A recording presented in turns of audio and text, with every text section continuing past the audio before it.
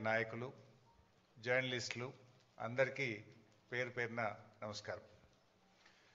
ముఖ్యంగా కేటీఆర్ గారు ఈ విషయాలు ప్రజల్లోకి వెళ్ళాలి, తప్పకుండా మన బీఆర్ఎస్ పార్టీ తరఫున మీడియాకు వెళ్తున్నటువంటి మిత్రులకు కానీ శాసనసభ్యులకు కానీ ఈ కాంగ్రెస్ చేస్తున్న దుష్ప్రచారాన్ని చెప్పాల్సినటువంటిది అవసరం చాలా ఉంది అని గత కొద్ది రోజులుగా వారు 2-3 సార్లు నాతో మాట్లాడడం జరిగింది. ఎందుకంటే కాంగ్రెస్ కూర్చోబెట్టండి బాబు, జర్నలిస్టులకు వచ్చిండ్రు, వాళ్ళని కూర్చోబెట్టి మీరు ఇట్లా నువ్వు లేవు బిడ్డ. అయితే ఈరోజు మేము చెప్పేవన్నీ కూడా 100% వాస్తవాలు, ఆధారాలతోని, డాక్యుమెంట్లతోని ఈరోజు మీకు వివరించే ప్రయత్నం చేస్తున్నాం. ఏది రాజకీయ ఉపన్యాసం కానే కాదు, ఏ ఒక్కటి కూడా అవాస్తవాలు చెప్పడమో కాంగ్రెస్ నాయకుల్లాగా రేవంత్ రెడ్డి లాగా బట్టగాల్చి మీదేసే ప్రయత్నమో మేము చేయలేదు. ఎందుకంటే కేసీఆర్ గారు మా అందరికీ నేర్పింది ఒకటే, ఎన్నో త్యాగాలతోని పోరాటాలతోని తెలంగాణ సాధించాం. మనకు రాజకీయాల కంటే కూడా రాష్ట్రం ముఖ్యం, రాష్ట్ర ప్రజల ప్రయోజనాలు ముఖ్యం. అధికారంలో ఉన్న ప్రతిపక్షంలో ఉన్న రాష్ట్ర ప్రయోజనాల కోసమే పనిచేయాలనేదే కేసీఆర్ గారు ఎప్పుడు కూడా మాకు చెప్తూ ఉంటారు. అందువల్ల ఈరోజు కూడా ఒక బాధ్యతాయుతమైనటువంటి ప్రతిపక్షంగా ఈ కాళేశ్వరం ప్రాజెక్టు మీద, కాళేశ్వరం అనేది definitely it is a life line to the state of Telangana. ఇది ఒక జీవధార. ఈరోజు ఈ కాళేశ్వరం మీద కేవలం రాజకీయాల కోసం కాంగ్రెస్ పార్టీ దుష్ప్రచారం చేయడం కోసం, బురద జల్లడం కోసం, రాజకీయ లబ్ధి పొందడం కోసం ఈ ప్రాజెక్టును మరమ్మతు చేయకుండా తాత్సారం చేసే ప్రయత్నం చేస్తుంది. అంటే రాష్ట్ర ప్రయోజనాల కంటే రాజకీయ ప్రయోజనాల మీదనే కాంగ్రెస్ పార్టీ ఎక్కువ దృష్టి పెడుతూ బురద జల్లే ప్రయత్నం చేస్తుంది. అందువల్ల ఈ ప్రజెంటేషన్లో చాలా వివరంగా మీకు చెప్పే ప్రయత్నం చేస్తాం.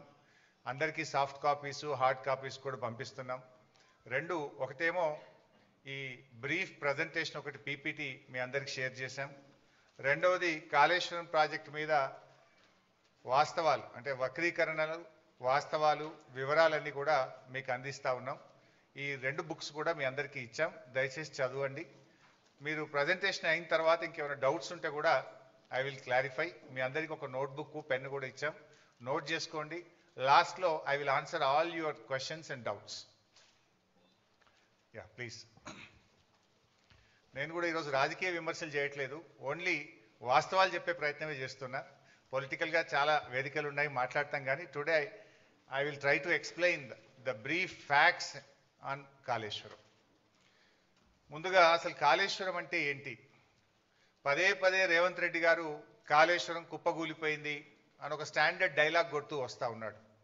వాస్తవానికి కాళేశ్వరం అంటే 3 బ్యారేజీలు, 15 రిజర్వాయర్లు, 19 సబ్స్టేషన్లు, 21 పంప్ హౌస్లు, 203 కిలోమీటర్ల టనెల్లు, 1531 కిలోమీటర్ల గ్రావిటీ కెనాలు, 98 కిలోమీటర్ల ప్రెషర్ మెయిను, 141 టీఎంసీల సామర్థ్యం కలిగిన రిజర్వాయర్లు, 530 మీటర్ల ఎత్తుకు నీటిని ఎత్తిపోసేటువంటి వ్యవస్థ, 240 టీఎంసీల నీటి వినియోగం. ఇది మొత్తం కాళేశ్వరం యొక్క సమాహారం. ఈ మొత్తంలో ఆ 3 బ్యారేజీల్లో ఒక బ్యారేజీలో 2 పిల్లర్లు మాత్రమే కుంగాయి. అంటే మీకు 15 రిజర్వాయర్లు ఇంటాక్ట్ ఉన్నాయి, 19 సబ్స్టేషన్లు ఇంటాక్ట్ ఉన్నాయి, 21 పంప్ హౌస్లు ఇంటాక్ట్ ఉన్నాయి, 203 కిలోమీటర్ల టనల్ ఇంటాక్ట్ ఉంది, 1531 కిలోమీటర్ల గ్రావిటీ కెనాల్ ఇంటాక్ట్ ఉంది, 98 కిలోమీటర్ల ప్రెషర్ మెయిన్ ఇంటాక్ట్ ఉంది, 141 టీఎంసీల రిజర్వాయర్లు ఇంటాక్ట్ ఉన్నాయి, ఈ లిఫ్ట్ సిస్టమ్ ఇంటాక్ట్ ఉన్నది. ఆ 3 బ్యారేజీల్లో ఒక బ్యారేజ్ మేడిగడ్డ, దాంట్లో 85 పియర్స్ ఉన్నాయి. రెండవ బ్యారేజ్ సుందిల్ల, అందులో 74 పియర్స్ ఉంటాయి.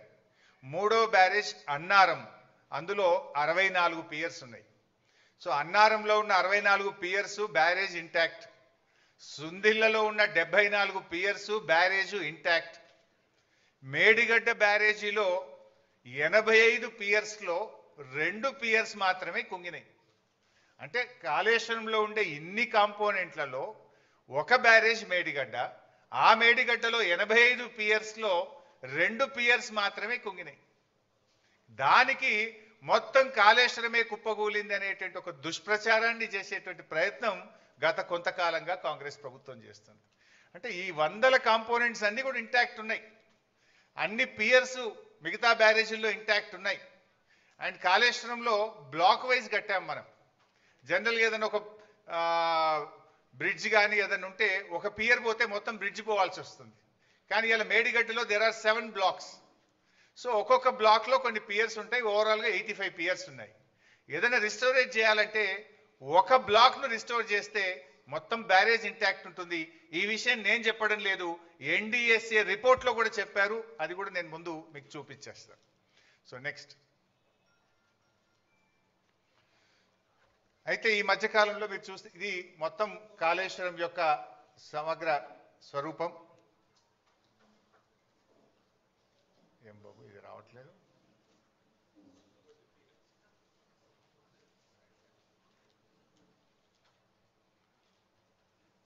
ఇది వస్తుందా బాబు? సో మీరు గమనిస్తే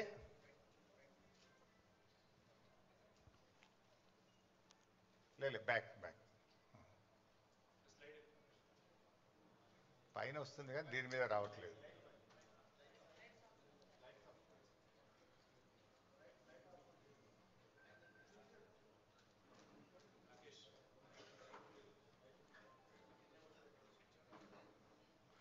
పర్లేదు, నేను ఐ విల్ ఎక్స్ప్లెయిన్ హియర్.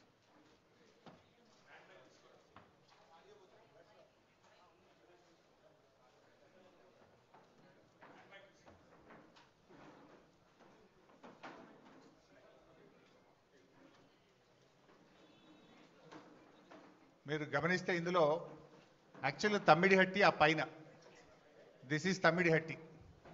ఈ తమ్మిడిహట్టి దగ్గర నీళ్లు లేకపోతే మనం తమ్మిడిహట్టి ఈ సోర్స్ నుంచి ఇక్కడ ఎల్లంపల్లికి నీళ్లు తెచ్చుకునే ప్రొవిజన్ ఉండేది. తమ్మిడిహట్టి నుంచి ఎల్లంపల్లికి నీళ్లు అవకాశం లేదు కనుక, నీళ్లు తక్కువ ఉన్నాయి కనుక తమ్మిడిహట్టి నుంచి మనము మేడిగడ్డకు రావడం జరిగింది. This is Medigadda, this is Annaram, then this is Sundilla. Sundilla నుంచి మనం ఎల్లంపల్లికి తెచ్చుకుంటాం. మారింది ఓన్లీ ఒకటే సిస్టమ్. తమ్మిడిహట్టి నుంచి ఎల్లంపల్లికి నీళ్ళు వచ్చే బదులు మేడిగడ్డ నుంచి ఎల్లంపల్లికి నీళ్లు తెచ్చాం. మారింది ఒకటే. ఇది మిగతాదంతా కూడా ఆల్రెడీ ఇంటాక్ట్ ఉన్నటువంటి సిస్టమే. ఇది కూడా ఎందుకు మార్చాము అనేది నేను ముందు ఎక్స్ప్లెయిన్ చేస్తాను. అంటే దానికంటే ముందు నేను చెప్పాల్సింది ఏంటంటే, కాళేశ్వరం యొక్క గొప్పతనం ఏంటంటే, కాళేశ్వరంకు దేర్ ఆర్ 3 సోర్సెస్. ప్రతిసారి మేడిగడ్డ నుంచే మనము నీళ్లు తీసుకురావాల్సిన అవసరం లేదు. పైన ఎస్ఆర్ఎస్పిలో బ్రహ్మాండమైనటువంటి వరద వస్తే, ఎస్ఆర్ఎస్పి ప్రాజెక్టుకు నీళ్ళు వస్తే, ఎస్ఆర్ఎస్పి నుంచి మిడ్ మానేరుకు డైరెక్ట్గా నీళ్లు తెచ్చుకుంటాం. మిడ్ మానేరుకు ఎస్ఆర్ఎస్పి నుంచే నీళ్ళు వస్తాయి. ఎస్ఆర్ఎస్పి నుంచి 2 రకాలుగా నీళ్ళు వస్తాయి మిడ్ మానేరుకు. ఒకటి వరద కాలువ ఉంది, రెండోది నార్మల్ ఎస్ఆర్ఎస్పి కెనాల్ ఉంది. సో గోదావరిలో మంచి వర్షాలు పడి ఎస్ఆర్ఎస్పి నిండితే గ్రావిటీ ద్వారా ఎస్ఆర్ఎస్పి నుంచి మనం మిడ్ మానేరుకు నీళ్లు తెచ్చుకోవడం జరుగుతుంది. సో మిడ్ మానేరుకు నీళ్ళు వచ్చినప్పుడు ఏమైందంటే, we will operate motors only from mid maner. మన పంపింగ్ స్టేషన్స్ మిడ్ మానేర్ నుంచి వాడి అన్నపూర్ణ రిజర్వాయర్, రంగనాయక్ సాగర్ రిజర్వాయర్, తర్వాత మన మల్లన్న సాగర్, తర్వాత కింద కొండపోచమ్మ సాగర్, ఇవన్నీ కూడా మనం ఆపరేట్ చేస్తాం. ఇది మల్లన్న సాగర్, ఇది రంగనాయక్ సాగర్, ఇది Annapurna, then this is Mid Maner. ఇగో ఎస్ఆర్ఎస్పి నుంచి 2 సిస్టమ్స్ ఉన్నాయి. ఇది వరద కాలువ ద్వారా నీళ్ళు వస్తాయి, 2 ఎస్ఆర్ఎస్పి కెనాల్ ద్వారా కూడా నీళ్ళు వస్తాయి. సో మనకు ఎప్పుడన్నా గోదావరిలో మంచి వరద వచ్చినప్పుడు, మంచి వర్షాలు వచ్చినప్పుడు మనము ఈ మేడిగడ్డ ఆపరేట్ చేయము, ఎల్లంపల్లి కూడా ఆపరేట్ చేయము. డైరెక్టు ఎస్ఆర్ఎస్పి నుంచే మిడ్ మానేరుకు గ్రావిటీ ద్వారా నీళ్ళు వస్తే ఇక్కడి నుంచి మాత్రమే పంపింగ్ సిస్టమ్ను ఆపరేట్ చేసుకునే ఫెసిలిటీ ఉంది. Point number 1. పాయింట్ నెంబర్ 2, కొన్ని సందర్భాల్లో ఎస్ఆర్ఎస్పికి నీళ్ళు రావు, కానీ మనకు ఎల్లంపల్లికి నీళ్ళు వస్తాయి. ఈ పైన కడెం రిజర్వాయర్ నుంచి ఎల్లంపల్లికి వస్తాయి. ఎల్లంపల్లికి ఓన్ క్యాచ్మెంట్ కూడా ఉంది, కడెం క్యాచ్మెంట్ ఉంది. అప్పుడు ఎల్లంపల్లి నుంచి మోటార్ లాంచ్ చేసి మిడ్ మానేరు తెచ్చుకుంటాం. మిడ్ మానేరు నుంచి ఈ సిస్టమ్ అంతా కూడా నడుస్తుంది. ఈ రెండు చోట్ల నీళ్లు రానప్పుడు అంటే ఎస్ఆర్ఎస్పికి వరద నీళ్లు రానప్పుడు, కడెం నిండకుండా ఎల్లంపల్లికి కూడా నీళ్లు రానప్పుడు, ఎక్కడా నీళ్లు లేనప్పుడు కూడా తప్పకుండా నీళ్లు ఉండే పాయింట్ మేడిగడ్డ. అప్పుడు మాత్రమే మేడిగడ్డ నుంచి మోటార్ లాంచ్ చేస్తాం. అయితే ఈ మధ్య మీరు చూస్తే గవర్నమెంట్ కాళేశ్వరం వాడకుండానే పంట పండింది అని ఒక గోబల్స్ ప్రచారం చేస్తున్నారు కాంగ్రెస్ నాయకులు, ముఖ్యంగా ఉత్తమ్ కుమార్ రెడ్డి, రేవంత్ రెడ్డి పదే పదే గోబల్స్ ప్రచారం చేస్తున్నారు. అది కాళేశ్వరం వాడకుండా కాదు, మనకు ఈసారి మంచి వర్షాలు పడ్డాయి. నార్మల్ రెయిన్ఫాల్ కంటే లాస్ట్ ఇయర్ ఎక్సెస్ రెయిన్ఫాల్ ఉంది తెలంగాణలో. అందువల్ల వర్షాలు బాగా పడడం వల్ల ఏమైంది, ఎస్ఆర్ఎస్పి నుంచి మిడ్ మానేర్కు నీళ్లు తెచ్చుకున్నాం. మిడ్ మానేర్లో పంపు చేసి అన్నపూర్ణ, రంగనాయక్ సాగర్, మల్లన్న సాగర్, కొండపోచమ్మ సాగర్ ఇవన్నీ కూడా నింపినాం ఈసారి. సో అన్నపూర్ణ కింద పంట పండింది, రంగనాయక్ సాగర్ కింద 1,00,000 ఎకరాల పంట పండింది, మిడ్ మానేర్ కింద 70-80 వేల ఎకరాల పంట పండింది, కొండపోచమ్మ సాగర్ కింద కూడా పంట పండింది. అంటే మరి ఇదంతా కాళేశ్వరంలో భాగం కాదా? వర్షాలు బాగుపడ్డాయి కనుక మనం ఇక్కడ మోటార్ లాంచ్ చేయకుండా డైరెక్ట్ ఎస్ఆర్ఎస్పి నుంచి మిడ్ మానేర్కి వచ్చినాయి. సో మిడ్ మానేర్లో మోటార్లు నడిపినామంటే ఇది కాళేశ్వరంలో అంతర్భాగం. ఇక్కడ కాళేశ్వరం ప్రాజెక్టులో కట్టిన మోటార్లతోనే అన్నపూర్ణకు నీళ్ళు వచ్చినాయి, అన్నపూర్ణలో పెట్టిన మోటార్లతో రంగనాయక సాగర్ నీళ్ళు వచ్చినాయి, రంగనాయక సాగర్లో మోటార్లు నడిపితే మల్లన్న సాగర్ నీళ్ళు వచ్చినాయి, మల్లన్న సాగర్లో మోటార్ నడిపితే కొండపోచమ్మ సాగర్కు నీళ్ళు వచ్చినాయి. ఈ వ్యవస్థ అంతా కూడా పనిచేయడం వల్లనే పంట పండింది, మొదటి పంటకు రెండవ పంటకు. ఇక్కడ దుబ్బాక శాసనసభ్యులు ప్రభాకర్ రెడ్డి గారు ఉన్నారు, వారికి మల్లన్న సాగర్ నుంచి దాదాపు వారి నియోజకవర్గంలో కొన్ని వందల చెరువులు, చెక్ డ్యాములు నింపితే అద్భుతమైన పంట పండింది. మెదక్ మాజీ ఎమ్మెల్యే పద్మాదేవేంద్ర రెడ్డి గారు ఉన్నారు, ఇదే మల్లన్న సాగర్ నుంచి రామాయణపేట కెనాల్ ద్వారా నీళ్లు ఇస్తే కొన్ని వేల ఎకరాల్లో దుబ్బాక, మెదక్ నియోజకవర్గంలో పంట పండింది. కొండపోచమ్మ సాగర్ నుంచి ఇటు యాదగిరిగుట్ట, ఆలేరు నియోజకవర్గానికి, గజ్వేల్ నియోజకవర్గానికి ఇవాళ నీళ్లు పోయినాయి అంటే గోదావరి నీళ్లు కొండపోచమ్మ నుంచి యాసంగిలో నీళ్లు వదిలిండ్రు. సుంతాల మహేందర్ రెడ్డి గారు ఉన్నారు, అక్కడ కొత్త గెలిచిన ఎమ్మెల్యే పోయి ఆ నీళ్ళ కొబ్బరికాయలు కొట్టుండే. ఎక్కడి ఆ నీళ్లు? కొండపోచమ్మ సాగర్కు నీళ్ళు ఎక్కడి నుంచి వచ్చినాయి? Kondapochamma Sagar is part of Kaleshwaram. Kaleshwaram నీళ్ళు అక్కడికి వచ్చినాయి కనుక అక్కడి నుంచి కెనాల్ ద్వారా ఆలేరు నియోజకవర్గంలో మన యాసంగి పంటకు నీళ్ళు ఇచ్చినాము, సిద్దిపేట నియోజకవర్గానికి నీళ్ళు ఇచ్చినాము, సిరిసిల్ల నియోజకవర్గానికి నీళ్ళు ఇచ్చినాము. అట్లా కొన్ని లక్షల ఎకరాల్లో కాళేశ్వరం ద్వారా మొన్న పంట పండింది. అయితే వీళ్ళేం ప్రచారం చేస్తున్నారు, కాళేశ్వరం వాడకుండానే పంట పండిందనే దుష్ప్రచారం చేస్తున్నారు. ఇవన్నీ కూడా కాళేశ్వరంలో అంతర్భాగం. అయితే ఈసారి మనకు ఎల్లంపల్లిలో మంచి నీళ్ళు వచ్చినాయి కడెం నుంచి. సో ఎల్లంపల్లి మోటార్లు రన్ చేసి ఎల్లంపల్లి ద్వారా కాళేశ్వరం సిస్టమ్ పనిచేసింది, మిడ్ మానేర్ ద్వారా కాళేశ్వరం సిస్టమ్ పనిచేసింది. ఈ రెండు సిస్టంలు వాడడం వల్ల ఈసారి బ్రహ్మాండమైనటువంటి పంటలు పండినాయి. వేలాది చెరువులు నింపినాం, వందలాది చెక్ డ్యాములు నింపినాం, నేరుగా కెనాల్స్ ద్వారా కూడా వేలాది ఎకరాలకు, లక్షలాది ఎకరాలకు కాళేశ్వరం ద్వారా ఈసారి నీళ్ళు ఇచ్చినాం. అయితే this year is a good year. వర్షాలు బాగుపడడం వల్ల మనము మిడ్ మానేర్, ఎల్లంపల్లి నుంచి మాత్రమే కాళేశ్వరం సిస్టమ్ నడుపుకున్నాము, దాని ద్వారా పంట పండింది. సో ఇప్పటిదాకా జరిగిన ప్రచారం ఏదైతే ఉందో వీళ్ళు రేవంత్ గాని ఉత్తమ్ గారు చేసేది పూర్తిగా కాళేశ్వరం లేకుండా పంట పండింది అనేటువంటిది పూర్తిగా సత్యదూరమైనటువంటిది. So Kaleshwaram has 3 sources. మంచి వర్షాలు పడితే ఎస్ఆర్ఎస్పి మిడ్ మానేర్ నుంచి సిస్టమ్ నడుపుతాం, యావరేజ్ రెయిన్ఫాల్ ఉంటే ఎల్లంపల్లి మిడ్ మానేర్ సిస్టమ్ నడుపుతాం, బ్యాడ్ ఇయర్ అయితే, వర్స్ట్ ఇయర్ అయితే కూడా మనము మేడిగడ్డ నుంచి నీళ్లు తీసుకోవడానికి there are 3 systems. Current bill మీద కూడా కొందరు మాట్లాడుతుంటారు. వర్స్ట్ ఇయర్ మాత్రమే మనము Medigadda to Annaram, Annaram to Sundilla, Sundilla to Yellampalli, Yellampalli to mid Maner మొత్తం సిస్టమ్ నడుపుతాం. సో గుడ్ ఇయర్ ఉన్నప్పుడు ఏమవుతుంది, ఓన్లీ 50% ఆఫ్ ద మోటార్స్ మాత్రమే నడుపుతాం మంచి వర్షపాతం ఉంటే. యావరేజ్ ఉంటే మనకు ఎల్లంపల్లి నుంచి నడుపుతాం, బ్యాడ్ ఇయర్ ఉంటే మేడిగడ్డ నుంచి నడుపుతాం. సో అందువల్ల కాళేశ్వరంకు 3 సోర్సెస్ ఉన్నాయి. సో ఈ సంవత్సరం కూడా కాళేశ్వరంతోని వానకాలం పంట పండింది, యాసంగి పంట పండింది, భూగర్భ జలాలు పెరిగినాయి. మొన్నటిదాకా ఏదైతే కాంగ్రెస్ పార్టీ కాళేశ్వరం లేకుండా పంట పండిందని చెప్పిందంతా కూడా పూర్తిగా సత్యదూరమైనటువంటి విషయం. ఇన్ఫాక్ట్ బీఆర్ఎస్ గవర్నమెంట్ రాకముందు ప్రాజెక్టుల ద్వారా చెరువులు నింపే ఫెసిలిటీ లేదు. కానీ కేసీఆర్ గారు నిర్ణయం తీసుకొని దాదాపు 3200 తూములు కెనాల్స్ కు పెట్టి వేలాది చెరువులు నింపేటువంటి ఒక కీలకమైన నిర్ణయం ఆ రోజు బీఆర్ఎస్ ప్రభుత్వం తీసుకున్నది. అందువల్లనే ఇప్పుడు ఈ ఫ్లడ్ ఫ్లో కెనాల్ ఇది కూడా ఒక రిజర్వాయర్గా మారిపోయి ఈ ఫ్లడ్ ఫ్లో కెనాల్కు రెండు వైపులా చొప్పదండి, జగిత్యాల, కొరుట్ల నియోజకవర్గంలో ఈ ఫ్లడ్ ఫ్లో ద్వారా కూడా పెద్ద ఎత్తున చెరువులు నింపే కార్యక్రమం కూడా జరిగింది. వాగుల్లో కూడా ముఖ్యంగా మొన్న కూడా నేను పంపినాం. ఈ మన మిడ్మానేర్ నుంచి మొన్న ఎండాకాలం దుబ్బాక నియోజకవర్గంలోని కుడవెల్లి వాగు నీళ్లు వదిలితే మన ముస్తాబాద్లోని అప్పర్ మానేర్ ప్రాజెక్టు నిండింది.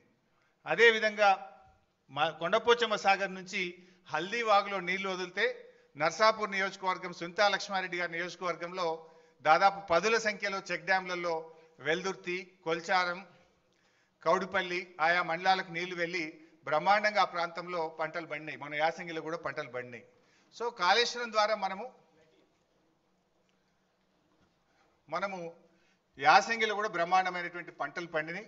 సో కాళేశ్వరం వాడకుండా పంట పండిందని కాంగ్రెస్ చేస్తున్న దుష్ప్రచారం పూర్తిగా సత్యదూరమైనటువంటిది. Next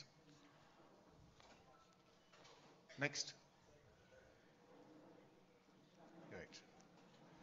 so Kaleshwaram storage capacity Medigadda 16, Annaram 10, Sundilla 8. So అన్నీ కలిపి 141 టీఎంసీల సామర్థ్యం కాళేశ్వరం ప్రాజెక్టులో ఉంది. అయితే ఇక్కడ కూడా ఇంకా ముందు ఎక్స్ప్లెయిన్ చేస్తా.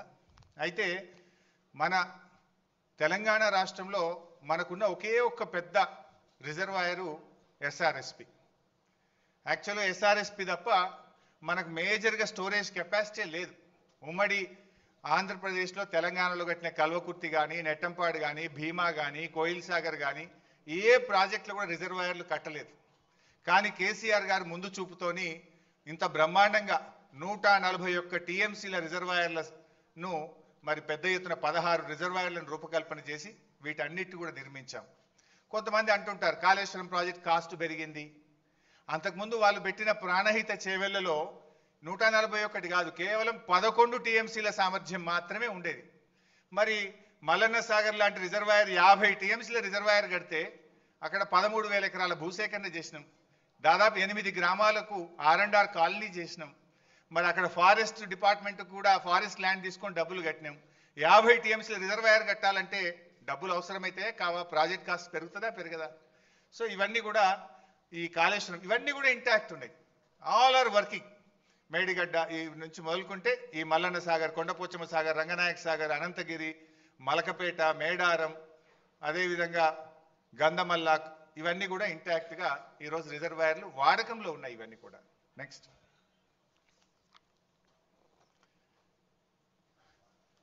మీరు అప్పుడప్పుడు చూస్తుంటారు రేవంత్ రెడ్డి ఒకసారి మాట్లాడతాడు కాళేశ్వరం మీద 1 ఎకరా బారలేదంటాడు. ఉత్తమ్ కుమార్ రెడ్డి రోజు నిద్రలేసి 50,000 ఎకరాలే బారిందంటాడు. ఇంకొక కాంగ్రెస్ నాయకుడు అంటాడు 1,00,000 ఎకరాలే బారిందంటాడు. ఇవాళ నోటికి మొక్కాలి. ఒక్కొక్క లీడర్ ఒక్క తీరుగా మాట్లాడతాడు. ఇది నేను చెప్తున్నది కాదు. Source submission of irrigation engineers report to the newly formed Congress government. కొత్తగా రాష్ట్రంలో ఏర్పాటైన కాంగ్రెస్ ప్రభుత్వానికి వీళ్ళు కాళేశ్వరం రివ్యూకు పోతే ఇరిగేషన్ డిపార్ట్మెంట్ ఇచ్చిన ప్రజెంటేషన్ కాపీ, ఇది నా సొంత కవిత్వం కాదు, డిపార్ట్మెంటు కాంగ్రెస్ ప్రభుత్వానికి ఇచ్చిన ప్రజెంటేషన్. కాళేశ్వరం ద్వారా అప్పటికి 98,570 ఎకరాలు ఆయకట్టని, ఇది డైరెక్ట్ కాలువల ద్వారా.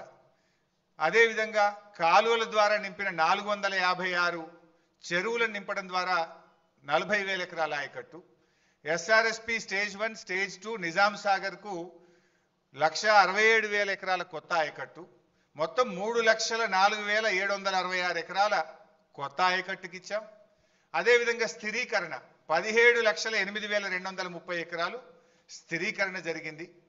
అదేవిధంగా కూడవెల్లి, హల్దీ వాగుల ద్వారా ఇందాక కేటీఆర్ గారు చెప్పినట్టు ఆ 2 వాగుల మీద 66 చెక్ డ్యాములు నింపితే 20,576 ఎకరాలకు సాగునీరు అందింది. మొత్తంగా కాళేశ్వరం ప్రాజెక్టు ద్వారా 20,33,572 ఎకరాలకు సాగునీరు అందింది. ఇది వాస్తవం. కానీ ఏం మాట్లాడతారు? 1 ఎకరా బారలేదని ఒకడంటాడు, 50,000 ఎకరాలు బారిందని ఒకడంటాడు, 1,00,000 ఎకరాలు బారిందని ఒకడంటాడు. వాస్తవానికి 20,33,572 ఎకరాలకు అప్పటికే సాగునీరు అందించాం. ఒక సంవత్సరం బాగా సివియర్ డ్రాట్ వస్తే ఎస్ఆర్ఎస్పికి కూడా రివర్స్ పంపింగ్ చేసినాం. మిడ్మానేర్ నుంచి ఎల్ఎండికి నీళ్లు తెచ్చి ఎల్ఎండి ద్వారా ఎస్ఆర్ఎస్పి స్టేజ్ 1కు స్టేజ్ 2లో తుంగతుర్తి, సూర్యాపేట, కోదాడ దాకా కూడా కాళేశ్వరం నీళ్లు పంపించి పంటలు కాపాడింది కేసీఆర్ గారి ప్రభుత్వం. సో ఇది అంతా కూడా ఇది వాస్తవమైన రిపోర్ట్. ఇది ఇరిగేషన్ డిపార్ట్మెంట్ ఇస్తున్న రిపోర్ట్. కానీ కాంగ్రెస్ నాయకులు ఎకరం బారలే 50,000 వారింది అనేటువంటి ఒక దుష్ప్రచారం చేస్తున్నారు. ఇది one point. Next, so Godavari నది మొత్తం 1465 కిలోమీటర్లు ఉంటే మోర్ దాన్ 50%, 750 కిలోమీటర్లు మన తెలంగాణలో ప్రవహిస్తుంది. అయితే ఉమ్మడి ఆంధ్రప్రదేశ్లో కొన్ని జీవోలు ఇచ్చినారు అప్పటి ప్రభుత్వం. మొత్తం అంటే అప్పుడు బచావత్ ట్రిబ్యునల్ ఏం అవార్డు ఇచ్చిందంటే పైన రాష్ట్రాలకు నీళ్లు కేటాయిస్తూ all water belongs to the state of Andhra Pradesh అని చెప్పారు. అంటే అప్పుడు దిగువ రాష్ట్రంగా మనం ఉన్నాం కనుక ఇక మొత్తం నీళ్లు వీలయ్యాయి అని చెప్పిండ్రు. ఆ మొత్తం నీళ్లలో అప్పటి ఆంధ్రప్రదేశ్ ప్రభుత్వం ఓ 1480 టీఎంసీలు కేటాయిస్తే అందులో 969 తెలంగాణకు, 400 మిగతాది 969 కాకుండా మిగతా 500 ఆంధ్రప్రదేశ్కు కేటాయించింది. అంటే ఏ రోజు కూడా మనం 400 టీఎంసీలు కూడా వాడలేదు. అంటే ఏ ప్రాజెక్టులు కూడా కట్టకపోవడం వల్ల దేవాదులు కడితే పనులు జరగలే. మరి అదేవిధంగా ఎస్ఆర్ఎస్పి స్టేజ్ 2కు ఎన్నడూ 1 ఎకరానికి నీళ్లు పోలే. అయితే అప్పుడు తెలంగాణ ఉద్యమం కేసీఆర్ గారి నాయకత్వంలో ఉమ్మడి బాగా ఉధృతంగా జరుగుతూ ఉంటే ఆ తుమ్మిడిహట్టి దగ్గర ప్రాణహిత అనేటువంటి ప్రాజెక్టుకు రాజశేఖర రెడ్డి గారు శంకుస్థాపన చేసిండ్రు. అది కూడా ఆదరబాధగా అప్పుడు జలయజ్ఞం చేసి ఆంధ్రప్రదేశ్లో పోతిరెడ్డిపాడును పెంచి నీళ్లు తీసుకుపోయే ప్రయత్నం, ఆంధ్రప్రదేశ్ పోలవరం కట్టి నీళ్లు తీసుకుపోయే ప్రయత్నంలో తెలంగాణలో కూడా ఏదో ఒకటి స్టార్ట్ చేయాలని ఉద్యమంలో ఆ రోజు ప్రాణహితకు శంకుస్థాపన చేసిండ్రు. నెక్స్ట్, బట్ ఏం జరిగిందో కూడా నేను చెప్తా. ప్రాణహితలో 2007లో ప్రాణహితకు శంకుస్థాపన చేస్తే 2014 వరకు అంటే 8 సంవత్సరాలు కాంగ్రెస్ పార్టీ అధికారంలో ఉంది. ప్రాజెక్టు రూపకల్పన చేసినప్పుడు అప్పుడు అసెంబ్లీ ఎలక్షన్స్ 2009లో ఉండే. 2009 ఎలక్షన్ల ముందు ఒక ప్రాజెక్టుకు 4 జిల్లాల్లో కొబ్బరికాయ కొట్టిండ్రు. కరీంనగర్, మెదక్, ఆదిలాబాద్, రంగారెడ్డి 4 జిల్లాల్లో కొబ్బరికాయ కొట్టి 4 ఏళ్లలో ప్రాజెక్ట్ పూర్తి చేస్తాం, 4 ఏళ్లలో నీళ్లు ఇస్తామని చెప్పి ఆ రోజు పెద్ద పెద్ద అడ్వర్టైజ్మెంట్లు ఇచ్చి ప్రచారం చేసిండ్రు. సరే 4 ఏళ్లలో ప్రాజెక్టు పూర్తి చేయడం అటుంచండి, కనీసం 4 ఏళ్లలో ప్రాజెక్టుకు అనుమతులు కూడా తేలే. 4 ఏళ్ళు ఇచ్చిపెట్టండి, 8 ఏళ్ళు వాళ్ళే అధికారంలో. 2007 to 14 కేంద్రంలో కాంగ్రెస్ ప్రభుత్వం, మహారాష్ట్రలో కాంగ్రెస్ ప్రభుత్వం, ఆంధ్రప్రదేశ్లో కాంగ్రెస్ ప్రభుత్వం. అప్పుడు ఇదే ఉత్తమ్ కుమార్ రెడ్డి మంత్రిగా ఉన్నాడు, ఇదే కోమటిరెడ్డి వెంకటరెడ్డి మంత్రిగా ఉన్నాడు, ఇదే శ్రీధర్ బాబు మంత్రిగా ఉన్నాడు. కానీ వీళ్ళెవరూ పట్టించుకోలే. 8 ఏళ్లలో కాళేశ్వరం ప్రాజెక్టుకు అసలు అనుమతులు కూడా సాధించినటువంటి పరిస్థితి. తమ్మిడిహట్టి దగ్గర ఎక్కడైతే బ్యారేజ్ కడతామన్నారో దానికి మహారాష్ట్రతో అగ్రిమెంట్ చేయలేదు, మహారాష్ట్ర ప్రభుత్వాన్ని ఒప్పించే ప్రయత్నం చేయలేదు. అసలు అక్కడ ఒప్పుకోకుండా ఎక్కడైతే నిజంగా బ్యారేజ్ ఉందో ఆ బ్యారేజీ నిర్మాణం స్టార్ట్ చేయకుండా ఎక్కడెక్కడో పోయి టనల్లు, కాలువలు తవ్వే ప్రయత్నం చేసిండ్రు. అసలు హెడ్ దగ్గర పని స్టార్ట్ చేయలేదు. అదేవిధంగా ఇది కాగ్ రిపోర్ట్. ఆ రోజు కాగ్ ఏం చెప్పిందో కూడా మనం చూస్తే substantial funds given as mobilization advance were blocked with the contractors as recovery thereof could not be affected due to poor progress of works. This way especially so in respect of Pranahita Chevella and Dumugudam Nagarjuna Sagar tail ponds. అంటే CAG కూడా ఆ రోజు కాంగ్రెస్ ప్రభుత్వం యొక్క పనిని తప్పుపట్టింది. అందులో కింద ఒక దగ్గర ప్రాణహిత చెవెల్ల 1052 కోట్లు మొబిలైజేషన్ అడ్వాన్స్ ఇచ్చిండ్రు అని చెప్పి ఆ రోజు కాగ్ తప్పుపట్టింది. వాస్తవానికి ఇది 2012 రిపోర్ట్. కానీ మొత్తంగా 2014 వరకు వాళ్ళు ఇచ్చిన మొబిలైజేషన్ అడ్వాన్స్ ఎంత అంటే 2328 కోట్లు. సర్వే అండ్ మొబిలైజేషన్ అడ్వాన్స్ పేరు మీద 2009 ఎన్నికల ముందు కాంట్రాక్టర్లకు ఇచ్చిండ్రు, జేబులు నింపుకున్నారు. 2014 ఎన్నికల ముందు కాంట్రాక్టర్లకు ఇచ్చిండ్రు, జేబులు నింపుకున్నారు. పని మాత్రం జరగలేదు. 2328 కోట్లు సర్వే మొబిలైజేషన్ అడ్వాన్స్ పేరు మీద కాంట్రాక్టర్లకు పనులు చేయకుండా అడ్వాన్స్ ఇచ్చి అవినీతికి పాల్పడ్డది ఆనాటి కాంగ్రెస్ ప్రభుత్వం. ఆనాటి కాంగ్రెస్ ప్రభుత్వంలో వీళ్ళే మంత్రులు శ్రీధర్ బాబు, ఉత్తమ్ కుమార్ రెడ్డి, కోమటిరెడ్డి వెంకటరెడ్డి. ఆనాడు రేవంత్ రెడ్డి తెలుగుదేశంలో ఉండి విమర్శలు చేసిండు, జలయజ్ఞం కాదు ధనయజ్ఞం అని మాట్లాడిండు. కానీ ఇవాళ ఆయన్నే దాన్ని ఎన్కేసుకొస్తున్నటువంటి పరిస్థితి ఉంది. సో అట్లా మొబిలైజేషన్ అడ్వాన్స్ ఇచ్చిండ్రు. ఇకపోతే వాస్తవానికి ఈ మధ్య ఉత్తమ్ కుమార్ రెడ్డి మాట్లాడింది, మీరు కూడా చూసి ఉంటారు.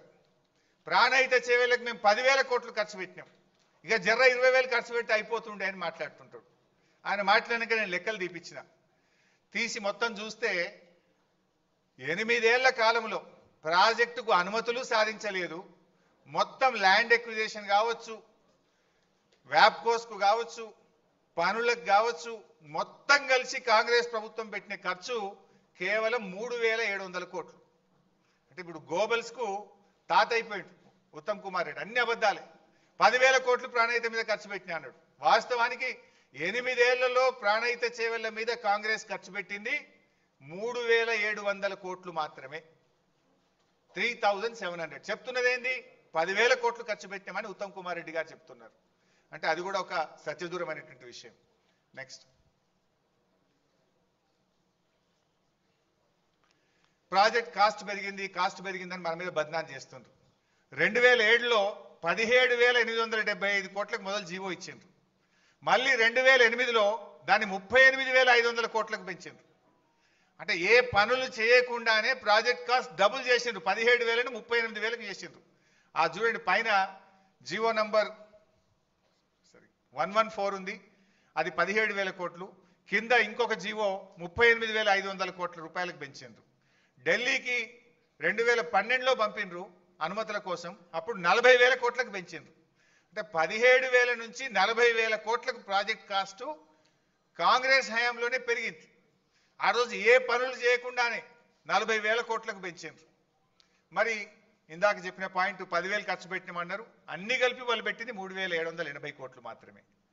సో ఇట్లా ప్రాజెక్ట్ కాస్ట్ 17,000 నుంచి 40,000 కోట్లకు కాంగ్రెస్ హయాంలోనే పెరిగింది. బట్ ఆ 40,000 కోట్లది కూడా ఎందుకు పెరిగిందో నేను ముందు ఎక్స్ప్లెయిన్ చేస్తా. నెక్స్ట్, సో బేసికల్లీ ఒక విషయం పదే వస్తుంటుంది బయట. ఏమొస్తుంది? తమిడిహెట్టి దగ్గర ప్రాజెక్ట్ కడితే గ్రావిటీ ద్వారా నీళ్ళు వస్తుండే, తమిడిహెట్టి దగ్గరనే ప్రాజెక్టు కడితే 40,000 కోట్లకే అయిపోతుండే, వీళ్ళు కమిషన్ల కోసం ప్రాజెక్టును మార్చిండ్రు అని ఒక బురద జల్లే ప్రయత్నం బీఆర్ఎస్ మీద చేస్తుండ్రు. అసలు ఎందుకు మార్చినాం? తమిడిహెట్టి దగ్గర మనం ప్రయత్నం చేసినామా లేదా? అసలు తమ్మిడిహెట్టి నుంచి మేడిగడ్డకు మార్చాల్సిన అవసరం ఏంటి? ఇది నేను ఫ్యాక్ట్స్తో, ఆధారాలతో సహా ఒక్కసారి మీకు వివరించే ప్రయత్నం చేస్తాను. అసలు ఎందుకు మారాల్సి వచ్చింది? ముందే మనం డైరెక్ట్గా మార్చినామా? ఎప్పుడు అసలు మార్చే నిర్ణయం తీసుకున్నాం? ఏ పరిస్థితుల్లో నిర్ణయం తీసుకున్నాం? ఆ నిర్ణయం తీసుకున్నది ఎవరు? ఆ నిర్ణయం ఎందువల్ల తీసుకోవాల్సి వచ్చిందో I will try to explain. First of all, మన గవర్నమెంట్ 2 జూన్ 2014 ఏర్పడ్డది.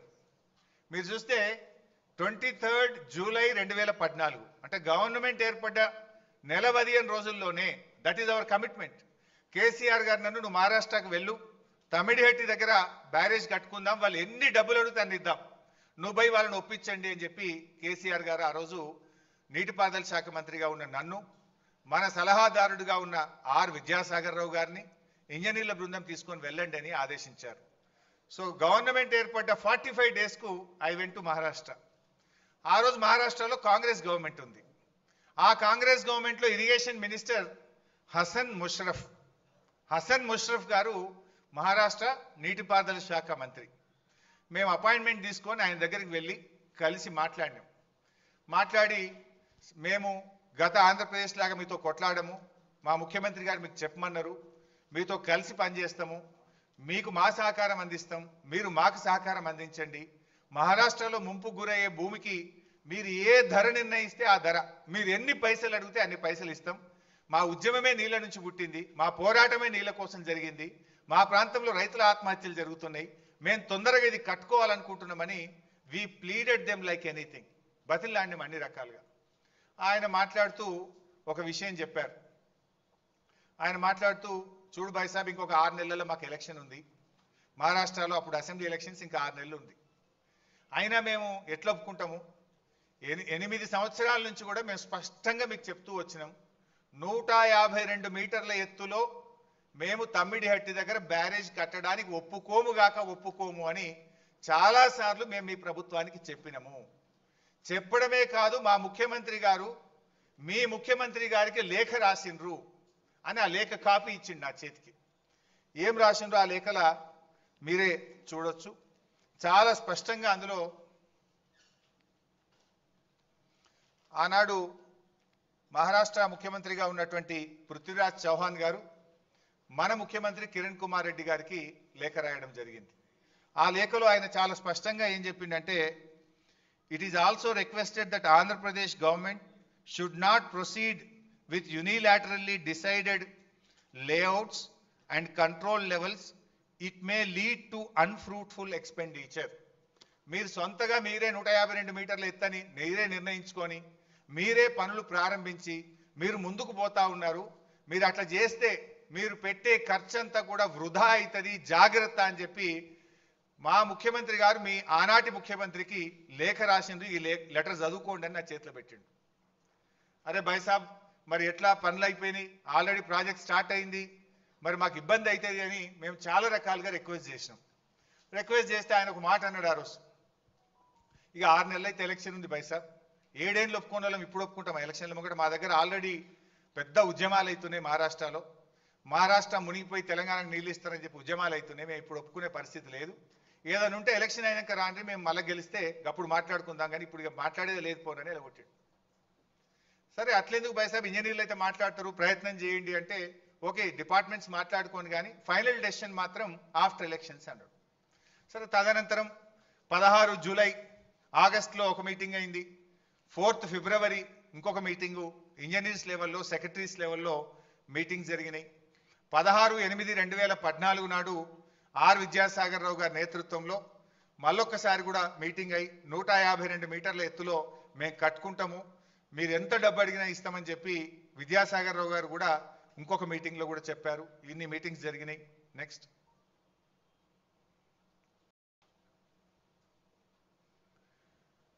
సో ఇట్లా చాలాసార్లు అడిగినాం. ఎప్పుడు అడిగినా కూడా మహారాష్ట్ర నుంచి ఒకటే చెప్పిండ్రు, 152 మీటర్ల ఎత్తులో ఒప్పుకునే ప్రశ్నే లేదు. అవన్నీ మినిట్స్ ఆఫ్ ద మీటింగ్స్ కూడా ఉంటాయి, ప్రతి మీటింగ్ మినిట్స్ కూడా ఉంటాయి. తర్వాత మహారాష్ట్రలో ఎలక్షన్స్ అయింది. దెన్ బీజేపీ గవర్నమెంట్ అధికారంలోకి వచ్చింది. కాంగ్రెస్ ఓడిపోయింది, బీజేపీ గెలిచింది. కొత్త గవర్నమెంట్ రాగానే మళ్ళీ పోయినాం అపాయింట్మెంట్ తీసుకుంటే. అప్పుడు గిరీష్ మహాజన్ గారని ఆంధ్రప్రదేశ్లో మహారాష్ట్రలో బీజేపీ గవర్నమెంట్లో గిరీష్ మహాజన్ గారు నీటిపారుదల శాఖ మంత్రి అయింది. దెన్ ఆయన దగ్గరికి అపాయింట్మెంట్ తీసుకొని 23rd డిసెంబర్ 2014 ఆ రోజు మళ్ళీ వెళ్ళి ఆయన కూడా కలిసాం. కలిసి గిరీష్ మహాజన్ గారిని రిక్వెస్ట్ చేసినాం. చేస్తే ఆయన అన్నాడు, చూడు భాయ్ సాబ్, ఇది పాలసీ డెసిషన్, మంత్రులుగా మనం మాట్లాడుకునేది కాదు. ఆల్రెడీ మా బీజేపీ పెద్ద ఎత్తున ఈ ప్రాజెక్టుకు వ్యతిరేకంగా మేము పోరాటాలు చేసినాం, ఉద్యమాలు చేసినాం, అరెస్టులు అయినాం. ఇది మన లెవెల్లో అయ్యేది కాదు, బెటర్ ఒకసారి ముఖ్యమంత్రుల లెవెల్లో మాట్లాడితే ఏదైనా పరిష్కారం జరుగుతుందని ఆయన సూచన ఇచ్చింది. దెన్ నేను వచ్చి మన ముఖ్యమంత్రి కేసీఆర్ గారికి విషయం అంతా బ్రీఫ్ చేసినాం. నెక్స్ట్ బ్రీఫ్ చేస్తే కేసీఆర్ గారు స్వయంగా ఆ రోజు మహారాష్ట్రకు వచ్చింది. ఆ డేట్ చూస్తే మీకు గుర్తొస్తుంది, 17th ఫిబ్రవరి 2015. ఆ రోజు కేసీఆర్ గారు బర్త్డే.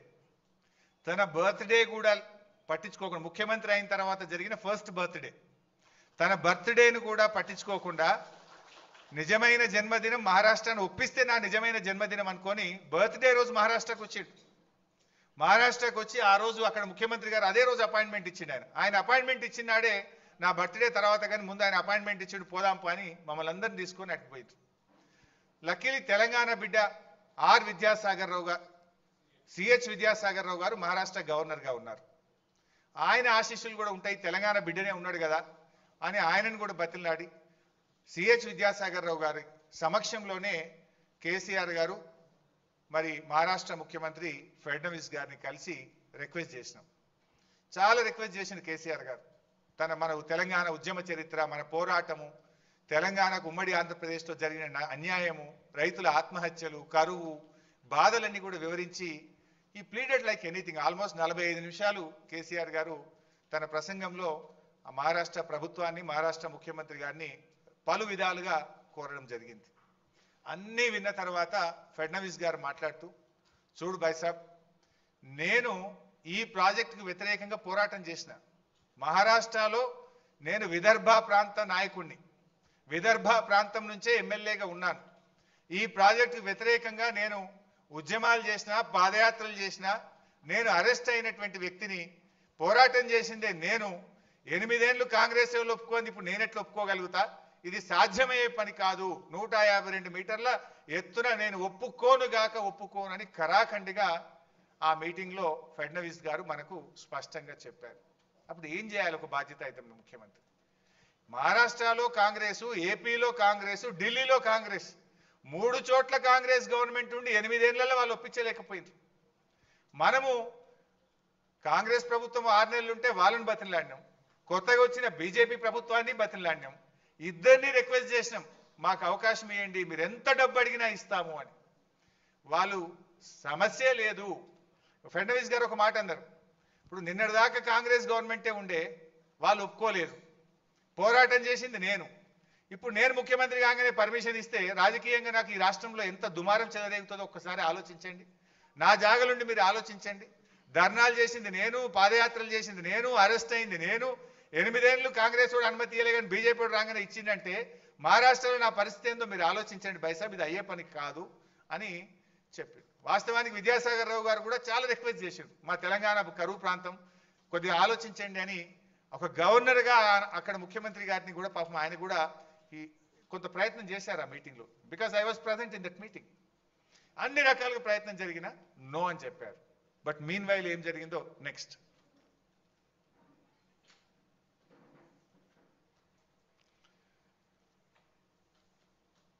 సో ఈ స్లైడ్ మార్చి నేను నెక్స్ట్ చెప్తా ఇంకోటి.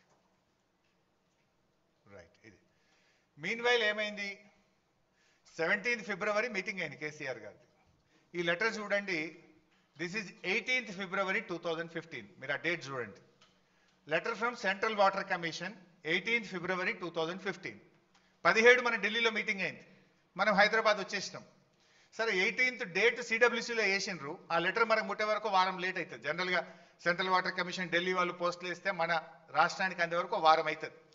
మనం వచ్చి ఏం చేద్దాం ఎట్లా అని మనం ఆలోచించుకుంటున్నాం. అంతలో ఈ లెటర్ వచ్చింది ఒక వారం తర్వాత. ఇందులో ఏముందంటే, ఇది క్లియర్ లేదు, అది ఉందా? కాపీ ఉందా బాబు? హార్డ్ కాపీ ఒకటి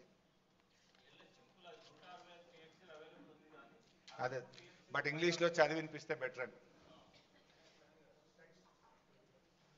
సో ఇందులో ఈ లెటర్లో సెంట్రల్ వాటర్ కమిషన్ ఏం చెప్పిందంటే 18th ఫిబ్రవరి 2015లో మీకు యాక్చువల్లీ ఇక్కడ ఇంకొక పాయింట్ చెప్పినాక ఇది చెప్తాను నేను మీకు. ఇక్కడ పాయింట్ ఏంటంటే సైమల్టేనియస్గా మనం సెంట్రల్ వాటర్ కమిషన్ అనుమతుల కోసం కూడా ప్రయత్నం చేసినాం. ఇటు మహారాష్ట్రాన్ని ఒప్పించే ప్రయత్నం చేసినాం, అటు ఢిల్లీకి వెళ్ళి 4-5 సార్లు సిడబ్ల్యూసీ వాళ్ళని కలిసి మాకు అలా దాదాపు ఒక 10 డైరెక్టరేట్ల నుంచి పర్మిషన్స్ రావాల్సి ఉంటుంది. ఆ డైరెక్టరేట్స్కి వెళ్ళి కూడా పర్స్యూ చేసినాం. అప్పటిదాకా 8 ఏళ్ల వాళ్ళు పర్స్యూ చేయలే, కాంగ్రెస్ ప్రభుత్వం పట్టించుకోలే. మనం పర్స్యూ చేస్తే సెంట్రల్ వాటర్ కమిషన్ ఒక లెటర్ ఇచ్చింది. ఏమని? మీరు అక్కడ 160 టీఎంసీల నీటి లభ్యత ఉంది, నీళ్లు తీసుకుంటామని చెప్పిండ్రు, కానీ ఆ 160 టీఎంసీల్లో ఎగువ రాష్ట్రాలు పైన ఉన్నటువంటి రాష్ట్రాలకు కేటాయించబడిన 63 టీఎంసీలు కూడా ఇందులో ఉన్నాయి. రండి చెప్తా. ఎగువ రాష్ట్రాలకు చెందినటువంటి నీళ్లు కూడా ఇందులో అంతర్భాగంగా ఉన్నాయి. ఇప్పుడు ఎగువ రాష్ట్రాలు మహారాష్ట్ర పైన ప్రాజెక్ట్ కట్టలేదు కనుక ఇప్పుడు నీళ్లు కిందికి వస్తున్నాయి. అవి ఆల్రెడీ ట్రిబ్యునల్లో వాళ్ళకి అలొకేటెడ్ వాటర్. ఆ నీళ్లు పైన రాష్ట్రం వాడుకుంటే ఆ 63 కిందికి వచ్చేది డౌట్ఫుల్. అంటే అప్పుడు మీకు మిగిలేది 102 మాత్రమే. అందువల్ల we request the project authority to review the situation. మీరు ఆలోచించుకోండి, అక్కడ నీళ్లు 160 లేవు, అందులో 160లో పై రాష్ట్రాలకు కేటాయించబడిన 63 టీఎంసీలు కూడా అంతర్భాగంగా ఉన్నాయి. ఆ పై రాష్ట్రాలు రేపు ప్రాజెక్టులు కట్టి 63 టీఎంసీలు వాడుకుంటే మీకు ఉండేది 102 మాత్రమే అని కుండబద్దలు కొట్టినట్టు సెంట్రల్ వాటర్ కమిషన్ 17th ఫిబ్రవరి నాడు చెప్పింది. దెన్ మళ్ళీ ఇంకో లెటర్ వచ్చింది, అందులోనే 2 ఉంటాయి, ప్రాజెక్ట్ అప్రైజల్ ఒకటి డైరెక్టరేట్ నుంచి, మళ్ళీ 14th మార్చ్ 2015 కూడా ఇంకొక లెటర్ వచ్చింది, ఆ పక్కనే పెట్టినాం. ఆ కాపీస్ ఫుల్ లెటర్స్ కూడా మీకు మీ దాంట్లో మీకు పొందుపరిచినాం. ఇందులో చాలా స్పష్టంగా as such the availability of surpluses from upper riparian states as evident from detailed water availability studies carried out the project authority and the office in last few years, the net water available at the barrage location is about 165 TMC at 75% dependability, which includes perceived surpluses from the share of upper states, assuming the utilization of upper states limited to 75% availability of 63 TMC. It seems from the master plans of upper states అది విషయం. అందులో దాంట్లో క్లియర్గా ఏం చెప్తున్నట్టే 63 టీఎంసీలు పై రాష్ట్రాలే ఉన్నాయి, అవి రావు అనేటువంటి విషయాన్ని 2 లెటర్లలో సెంట్రల్ వాటర్ కమిషన్ చెప్పింది. ఇంతకుముందు ఏకో బాబు ఒకటేమో నీళ్లు లేవని సిడబ్ల్యూసి చెప్పింది. రెండవ పాయింట్ ఏంది, మహారాష్ట్ర మేము 152 మీటర్లకు కట్టే సమస్య ఒప్పుకోము, 148కు ఇవ్వమంటుంది. 152 కడితేనే మనం ఆ 102 టీఎంసీలు తీసుకోగలుగుతాం. 148కు తగ్గిస్తే మనం తీసుకోగలిగేది కేవలం 63 టీఎంసీలు మాత్రమే, 63 మాత్రమే తీసుకోగలుగుతాం. 63 పోతే 44 మాత్రమే తీసుకోగలుగుతాం. సో అప్పుడు ఏం చేయాలి మరి? ఒకటి నీళ్లు లేవు, పోనీ ఉన్న నీళ్ళనే తీసుకుందామంటే వాడు 152 ఒప్పుకుంటలేడు, 148 కట్టమంటుండు. 148లో కడితే divertible water is only 44 TMC. అప్పుడు ఏం చేయాలి బాధ్యత కలిగిన ప్రభుత్వం? అందులో ఇంకో ప్రాబ్లం వచ్చింది. మనం స్టడీ చేస్తుంటే ఫారెస్ట్ డిపార్ట్మెంట్ వాళ్ళు తమ్మిడిహట్టి దగ్గర చాప్రాల్ వైల్డ్ లైఫ్ ఉంది, అక్కడ ఆ వైల్డ్ లైఫ్ పర్మిషన్ రావాలంటే మన దేశంలో పరిస్థితి ఏంటంటే సుప్రీంకోర్ట్ ఆఫ్ ఇండియా పర్మిషన్ ఇవ్వాలి, మినిమం 10 ఏళ్ళు పడుతుంది. అక్కడ మనం ఒక ప్రాజెక్ట్ కట్టాలంటే వైల్డ్ లైఫ్ క్లియరెన్స్ తేవాలంటే మినిస్ట్రీ ఆఫ్ ఎన్విరాన్మెంట్ ఫారెస్ట్ నుంచి సుప్రీంకోర్టుకు పోయి తేవాలంటే 10 ఏళ్లలోపు భారతదేశంలో వైల్డ్ లైఫ్ క్లియరెన్స్ ఎక్కడ కాలేదు. ఒకటి నీళ్లు లేవు, 2 148కి మించి ఒప్పుకోమంటున్నారు, 3 వైల్డ్ లైఫ్లో ఇరికింది. ఈ 3 కారణాలు ఉన్నప్పుడు ఏం చేయాలి? నీళ్ళే లేవు, నీళ్లు లేని చోట ప్రాజెక్ట్ కట్టాలన్నా?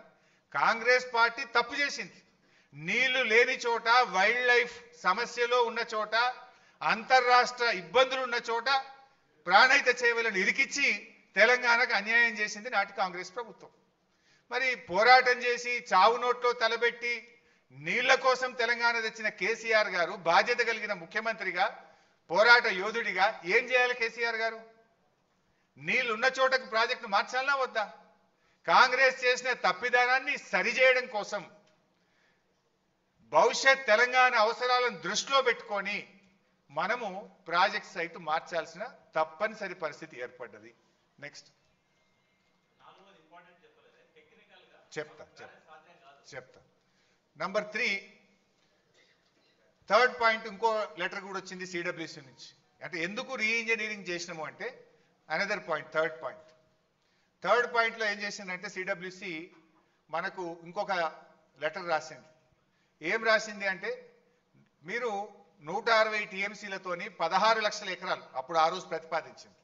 16 లక్షల ఎకరాలకు నీళ్లు ఇవ్వాలంటే మీరు పెట్టిన రిజర్వాయర్లు సరిపోవు, బ్యారేజీలు సరిపోవు, సిస్టమ్ నడపలేరు. మినిమం స్టోరేజ్ ఉండాలంటే మీరు కొత్త రిజర్వాయర్లు నిర్మించండి, అవసరమైతే ఉన్న చెరువుల సామర్థ్యం పెంచండి, ఆర్టిఫిషియల్ రిజర్వాయర్స్ కట్టైనా సరే మీరు నీటి సామర్థ్యం, నిల్వ సామర్థ్యాన్ని పెంచండి అని చెప్పి సెంట్రల్ వాటర్ కమిషన్ మరొక లెటర్ కూడా మనకు రాయడం జరిగింది. నెక్స్ట్, అప్పుడు మన గవర్నమెంట్ ఏం చేద్దాము అని చెప్పి మేడిగడ్డ మనమే నిర్ణయించినాం, కేసీఆర్ గారు నిర్ణయించిండ్రు అని కూడా మన మీద బురద చల్లుతూ ఉంటారు. సో అసలు ఎందుకు మార్చాల్సి వచ్చిందో ఇప్పుడు మీకు అర్థమైంది. పాయింట్ నెంబర్ 1 నీళ్లు లేవు, పాయింట్ నెంబర్ 2 మహారాష్ట్ర ఒప్పుకుంటలేదు, పాయింట్ నెంబర్ 3 అక్కడ వైల్డ్ లైఫ్ ఉంది, పాయింట్ నెంబర్ 4 మీరు పెట్టిన రిజర్వాయర్ల సామర్థ్యం సరిపోదు కనుక మీరు ఆ రిజర్వాయర్లను సామర్థ్యం పెంచుకోండి. ఈ 4 కారణాలు చెప్పారు. ఇది మీరు చెప్పలే, నేను చెప్పలే, మన రాష్ట్ర ఇంజనీర్లు చెప్పలే, కేంద్ర జలవనరుల సంఘం చెప్పింది. అప్పుడు మనం ఏం చేద్దాము అని కేంద్ర ప్రభుత్వ సంస్థ, ఇది వ్యాప్కోస్ అనేటువంటిది సెంట్రల్ వాటర్ కమిషన్ యొక్క సబ్సిడరీ ఆర్గనైజేషన్. అది కేంద్ర ప్రభుత్వ సంస్థ వ్యాప్కోస్. ఈ దేశంలో అత్యున్నతమైనటువంటి సర్వే ఏజెన్సీ ఏదన్నా ఉంది అంటే అది వ్యాప్కోస్. ఆ వ్యాప్కోస్ కూడా ఎందుకు ఇచ్చినాము అంటే ఆనాడు ప్రాణహిత చేవెళ్ల ప్రాజెక్టు కూడా వ్యాప్కోస్కే అప్పటి కాంగ్రెస్ ప్రభుత్వం ఇచ్చింది. సో ఆల్రెడీ దీని మీద అవగాహన ఉంది. వాళ్ళైతే క్లారిటీ ఇస్తారని చెప్పి వ్యాప్కోస్కు ఆ రోజు కేసీఆర్ గారు పిలిచి మరి మాకు ఇట్లా నీళ్లు లేవు అని చెప్పి సిడబ్ల్యూసి లెటర్ రాసింది. మరి ఎక్కడ కట్టుకుంటే నీళ్లు వస్తాయి, ఏం చేస్తే బాగుంటుంది, మాకు ప్రత్యామ్నాయం సూచించండి అని చెప్పి మనము జీవో నంబర్ 40 ద్వారా వ్యాప్కోస్ను ఆథరైజ్ చేస్తూ ప్రత్యామ్నాయ స్థలం చూపించమని అడిగాం. అది జీవో, ఇది మన ఇది నెక్స్ట్. దీనికంటే ముందు అయితే ఈ వ్యాప్కోస్కు సంబంధించి వాళ్ళు సర్వే చేసిన లాడార్ సర్వే అని, అప్పుడు డిఫెన్స్ నుంచి పర్మిషన్ తీసుకొని ప్రత్యేకంగా లైడార్ సర్వే చేసి వ్యాప్కోస్ వాళ్ళు మనకు ఇక్కడ ఈ ప్రాజెక్ట్ కడితే బాగుంటుంది అని చెప్పి ప్రాథమిక నివేదిక ఇచ్చారు, ఒక ప్రిలిమినరీ రిపోర్ట్ ఇచ్చారు. ఆ ప్రిలిమినరీ రిపోర్ట్ బేస్ చేసుకొని కేసీఆర్ గారు 2 కమిటీలు వేసారు. ఒకటేమో క్యాబినెట్ సబ్ కమిటీ, ఒకటేమో రిటైర్డ్ ఇంజనీర్స్, మన రాష్ట్రంలో అనుభవజ్ఞులైనటువంటి రిటైర్డ్ ఇంజనీర్లతోని వారితో కూడా ఒక కమిటీ వేసారు. వేసి మీరు స్టడీ చేయండి ఇట్లా వచ్చింది అని చెప్తే, అప్పుడు నేను నీటిపారుదల శాఖ మంత్రిగా చైర్మన్గా ఉంటుంది, ఈటల రాజేందర్ గారు ఫైనాన్స్ మినిస్టర్గా వారు సభ్యులుగా ఉన్నారు, తుమ్మల నాగేశ్వరరావు గారు గతంలో వారు నీటిపారుదల శాఖ మంత్రిగా పనిచేసింది కనుక అనుభవజ్ఞులు కనుక వారిని కూడా కమిటీలో వేయడం జరిగింది. సో మేము ముగ్గురము మన డిపార్ట్మెంట్లో ఉండేటువంటి ఇంజనీర్స్తో డిస్కస్ చేసి వ్యాప్కోస్ యొక్క ప్రాథమిక నివేదికను చూసి మొత్తంగా ఓవరాల్గా సిచ్యువేషన్ అంతా అసెస్ చేసి ఆ రోజు క్యాబినెట్ సబ్ కమిటీ ఇచ్చిన recommendation construction of barrage across Pranahita at 148, తర్వాత construction of barrages across Godavari below the confluence of river Pranahita at Medigadda near Kaleshwaram అని, ఇట్లా construction of 2 more barrages between Medigadda and Sripada Yellampalli, that is Annaram and Sundilla. ఇది cabinet sub committee recommendation ఇచ్చింది. అంటే ఈ cabinet sub కమిటీకి దేని మీద ఆధారంగా రికమెండేషన్ ఇచ్చింది? ఇంజనీర్లు ఇచ్చిన నివేదిక, వ్యాప్కోస్ ఇచ్చిన నివేదిక, ఆనాడు మహారాష్ట్ర రాష్ట్రంలో ఉన్నటువంటి పరిస్థితులు, సెంట్రల్ వాటర్ కమిషన్ నుంచి వచ్చిన లేఖల ఆధారంగా మేడిగడ్డ దగ్గర బ్యారేజ్ కట్టాలి అనేటువంటిది ఆనాడు క్యాబినెట్ సబ్ కమిటీ రికమెండేషన్ ఇచ్చింది. బహుశా నిన్న మీరు చూసి ఉంటారు, ఈటల రాజేందర్ గారు కూడా కమిషన్ ముందు చెప్పింది స్పష్టంగా వచ్చింది. మరి తుమ్మల నాగేశ్వరరావు గారు అయితే కాంగ్రెస్ గవర్నమెంట్లో మంత్రిగా ఉన్నాడు, ఆయన కూడా సంతకం పెట్టండి దీని మీద. ఆయన కూడా ఆ రోజు మేడిగడ్డ దగ్గర కట్టాలని రికమెండ్ చేసిండు దీంట్లో. ఇది ఒక రిపోర్టు. నెక్స్ట్ ఇంకోటి రిటైర్డ్ ఇంజనీర్స్ది నెక్స్ట్ ఉందా సరే, అది రిటైర్డ్ ఇంజనీర్స్ది కూడా ఒకటి ఉంటుంది. రిటైర్డ్ ఇంజనీర్స్ని కూడా కేసీఆర్ గారు ఒక అభిప్రాయం అడిగారు. దాని విషయంలో కూడా కాంగ్రెస్ దుష్ప్రచారం చేస్తుంది. ఏమని? మీ రిటైర్డ్ ఇంజనీర్లే మేడిగడ్డ దగ్గర కట్టొద్దన్నారు అనేటువంటి ఒక తప్పుడు మెసేజ్ని తీసుకుపోతున్నారు. వాస్తవానికి రిటైర్డ్ ఇంజనీర్లు కట్టొద్దనిలే. ఆ రోజు వాళ్ళు అన్నది ఏంటంటే Medigadda is a beautiful point, అక్కడ నీళ్లు ఉన్నాయి, కానీ మేడిగడ్డ దగ్గర నుంచి డైరెక్ట్గా మిడ్ మానేర్ నీళ్లు తీసుకుపోవడం సాధ్యం కాదు. మేడిగడ్డ నుంచి డైరెక్ట్ పంపింగ్ మిడ్ మానేర్కు సాధ్యం కాదు. మధ్యలో మీరు నది మీద ఇంకా కొన్ని బ్యారేజీలు కట్టి నీళ్ళని ఎల్లంపల్లి తీసుకుపోవడం సాధ్యమైతే తప్ప మేడిగడ్డ టు మిడ్ మానేర్ సాధ్యం కాదు అనేటువంటి విషయాన్ని రిటైర్డ్ ఇంజనీర్లు కూడా చెప్పింది. సో వీటన్నిటిని దృష్టిలో పెట్టుకొని రిటైర్డ్ ఇంజనీర్లు చెప్పింది, క్యాబినెట్ సబ్ కమిటీ చెప్పింది, కేంద్ర ప్రభుత్వ సంస్థ వ్యాప్కోస్ చెప్పింది, మన రాష్ట్ర ప్రభుత్వ ఇంజనీర్లు చెప్పింది, అన్నిటినీ నివేదికలను తీసుకొని ఆ రోజు క్యాబినెట్లో పెట్టి క్యాబినెట్లో చర్చించి మేడిగడ్డ అన్నారం సుందిల్ల ద్వారా ఎల్లంపల్లికి నీళ్లు దేవాలని క్యాబినెట్ నిర్ణయం తీసుకున్నది.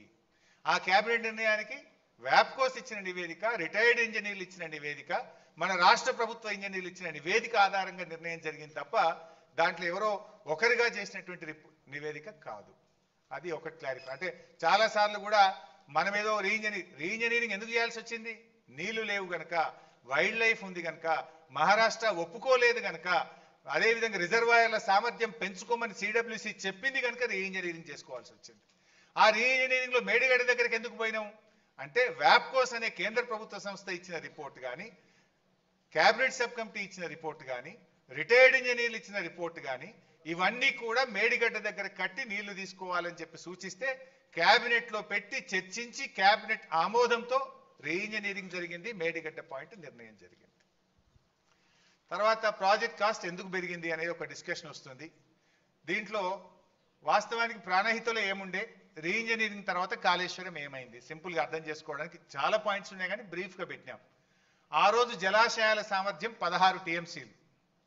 ఈ 16లో 11 టీఎంసీలు బ్యారేజీ, తమ్మిడిహట్టి బ్యారేజీ. అది 152 మీటర్ల ఎత్తున కడితే 11 వస్తుంది. ఆ 11 తప్పితే ఎంత ఉన్నట్టు 5. కానీ ఇక్కడికి వస్తే 141 టీఎంసీల సామర్థ్యం. ఎక్కడ 16, ఎక్కడ 141, ఆల్మోస్ట్ 10 టైమ్స్ మోర్. 10 అంతల రిజర్వాయర్ల సామర్థ్యం పెరగాలంటే ప్రాజెక్ట్ కాస్ట్ పెరుగుతుందా పెరగదా? అంటే 1,00,000 ఎకరాలకు పైగా ల్యాండ్ ఎక్విజిషన్ చేసినాం మనం. ఆనాడు ప్రాణహిత చేవెళ్లలో ల్యాండ్ ఎక్విజిషన్కి ఎకరానికి 2 లక్షలు పెట్టిండ్రు. కానీ కాళేశ్వరంలో మనము ఎకరానికి 9 నుంచి 16, 18 లక్షల రూపాయలు కూడా ఇచ్చినాం. సో అది రిజర్వాయర్ల సామర్థ్యం. నీటి వినియోగం అక్కడ 160 టీఎంసీలు అయితే ఇక్కడ 240 టీఎంసీలు. ఆయకట్టు 16,40,000 ఎకరాలు అయితే ఇక్కడ 37 లక్షల ఎకరాలు. పంపింగ్ సామర్థ్యం ఒక రోజుకు 1.8 టీఎంసీ ఉంటే ఇక్కడ 3 టీఎంసీలు, అంటే ఆల్మోస్ట్ డబుల్. పంపింగ్ సామర్థ్యం డబుల్, రిజర్వాయర్ల సామర్థ్యం 10 అంతలు, నీటి వినియోగం 80 టీఎంసీలు ఎక్కువ, ఆయకట్టు డబుల్. అండ్ ల్యాండ్ కంపెన్సేషన్ ఇక్కడ 2 lakhs అయితే యావరేజ్గా మనం 11 lakhs ఇచ్చినాం. ఆల్మోస్ట్ అది 5 times. మరి ఇన్ని పెరిగినప్పుడు ప్రాజెక్ట్ కాస్ట్ పెరుగుతుందా పెరగదా? ఇది ఒక పాయింట్ మీకు అర్థం కావడానికి బ్రీఫ్గా చెప్పే ప్రయత్నం చేస్తున్నాం. నెక్స్ట్. సో 8 ఏళ్ళు కాంగ్రెస్ పార్టీ అధికారంలో ఉంటే ఏ పర్మిషన్ రాలే. 1 yearలో ఇగో 11 పర్మిషన్లు మనం సెంట్రల్ వాటర్ కమిషన్ నుంచి తెచ్చాం.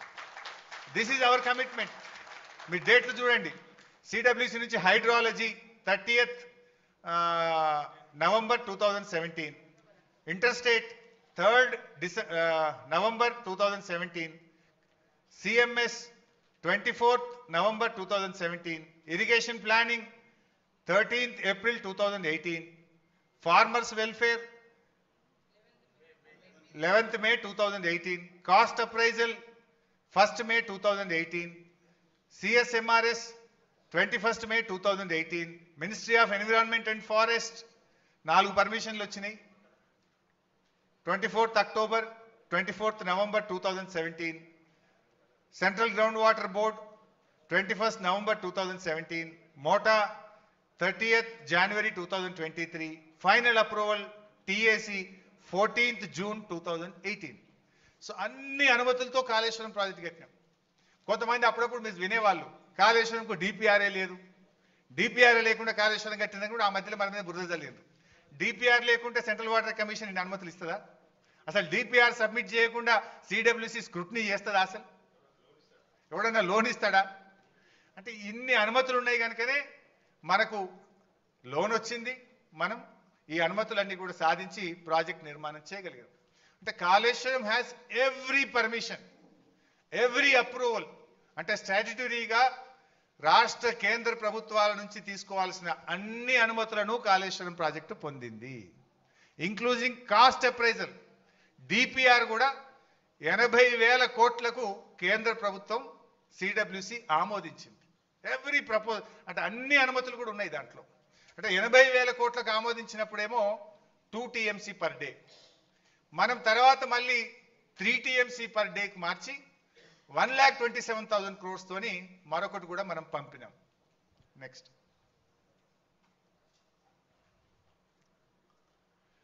సో రీఇంజనీరింగ్తో గోదావరి నది ఎట్లా సజీవమైంది అనేది కూడా మనం చెప్పినాం.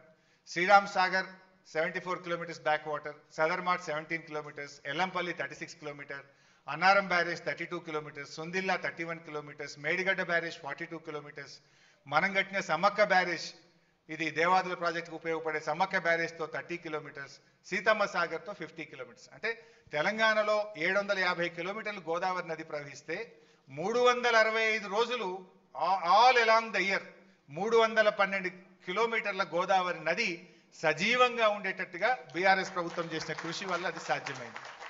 దానివల్ల ఏమైంది? 312 kilometers ఎప్పుడు చూసినా నీళ్ళే ఉంటాయి. దాంతో మీ గ్రౌండ్ వాటర్ పెరుగుతుంది, ఫిషింగ్ యాక్టివిటీ పెరుగుతుంది, అనేక రకాలుగా రాష్ట్రానికి మేలు జరిగే విధంగా మనం ఇట్లా ఈ రాష్ట్రాన్ని ముందు చూపుతో తీసుకుపోయినటువంటి విషయం. నెక్స్ట్.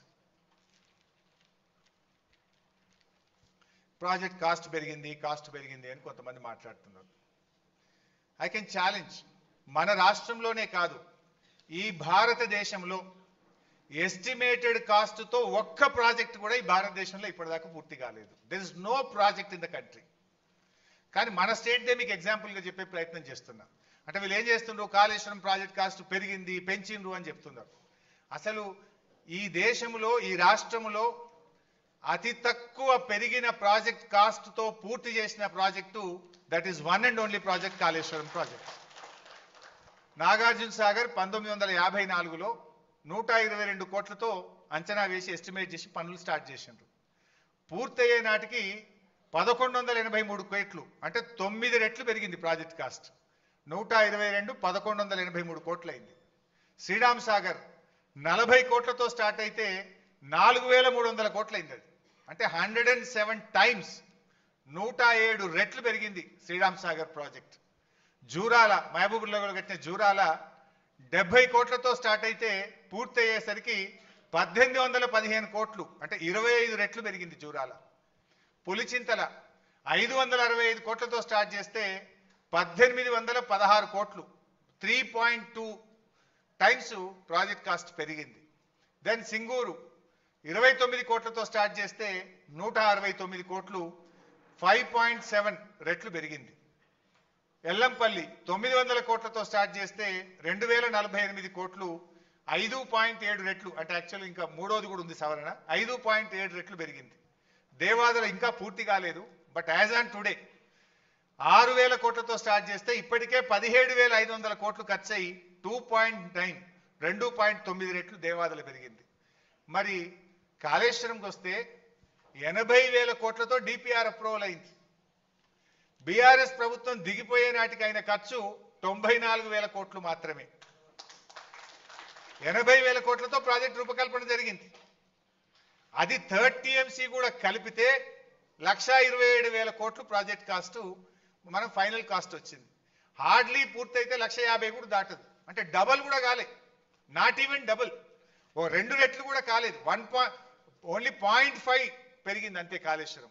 మీరు ఏది చూసినా 9 రెట్లు, 107 రెట్లు, 25 రెట్లు, 3 రెట్లు, 5 రెట్లు, 5 రెట్లు, 2.9 రెట్లు. కానీ కాళేశ్వరం 0.5 మాత్రమే పెరిగింది. అంటే వీళ్ళు చేసేదంతా బట్టగాల్చి మీద వేసే ప్రయత్నము, దుష్ప్రచారం తప్ప కాళేశ్వరం ప్రాజెక్ట్ కాస్ట్ పెరిగిందనేటువంటిది శుద్ధ తప్పు. ఈ రాష్ట్రంలోనే అతి తక్కువ ఎస్కలేషన్ తో ఒక ప్రాజెక్టు కట్టబడ్డది అంటే అది కాళేశ్వరం ప్రాజెక్ట్. నెక్స్ట్,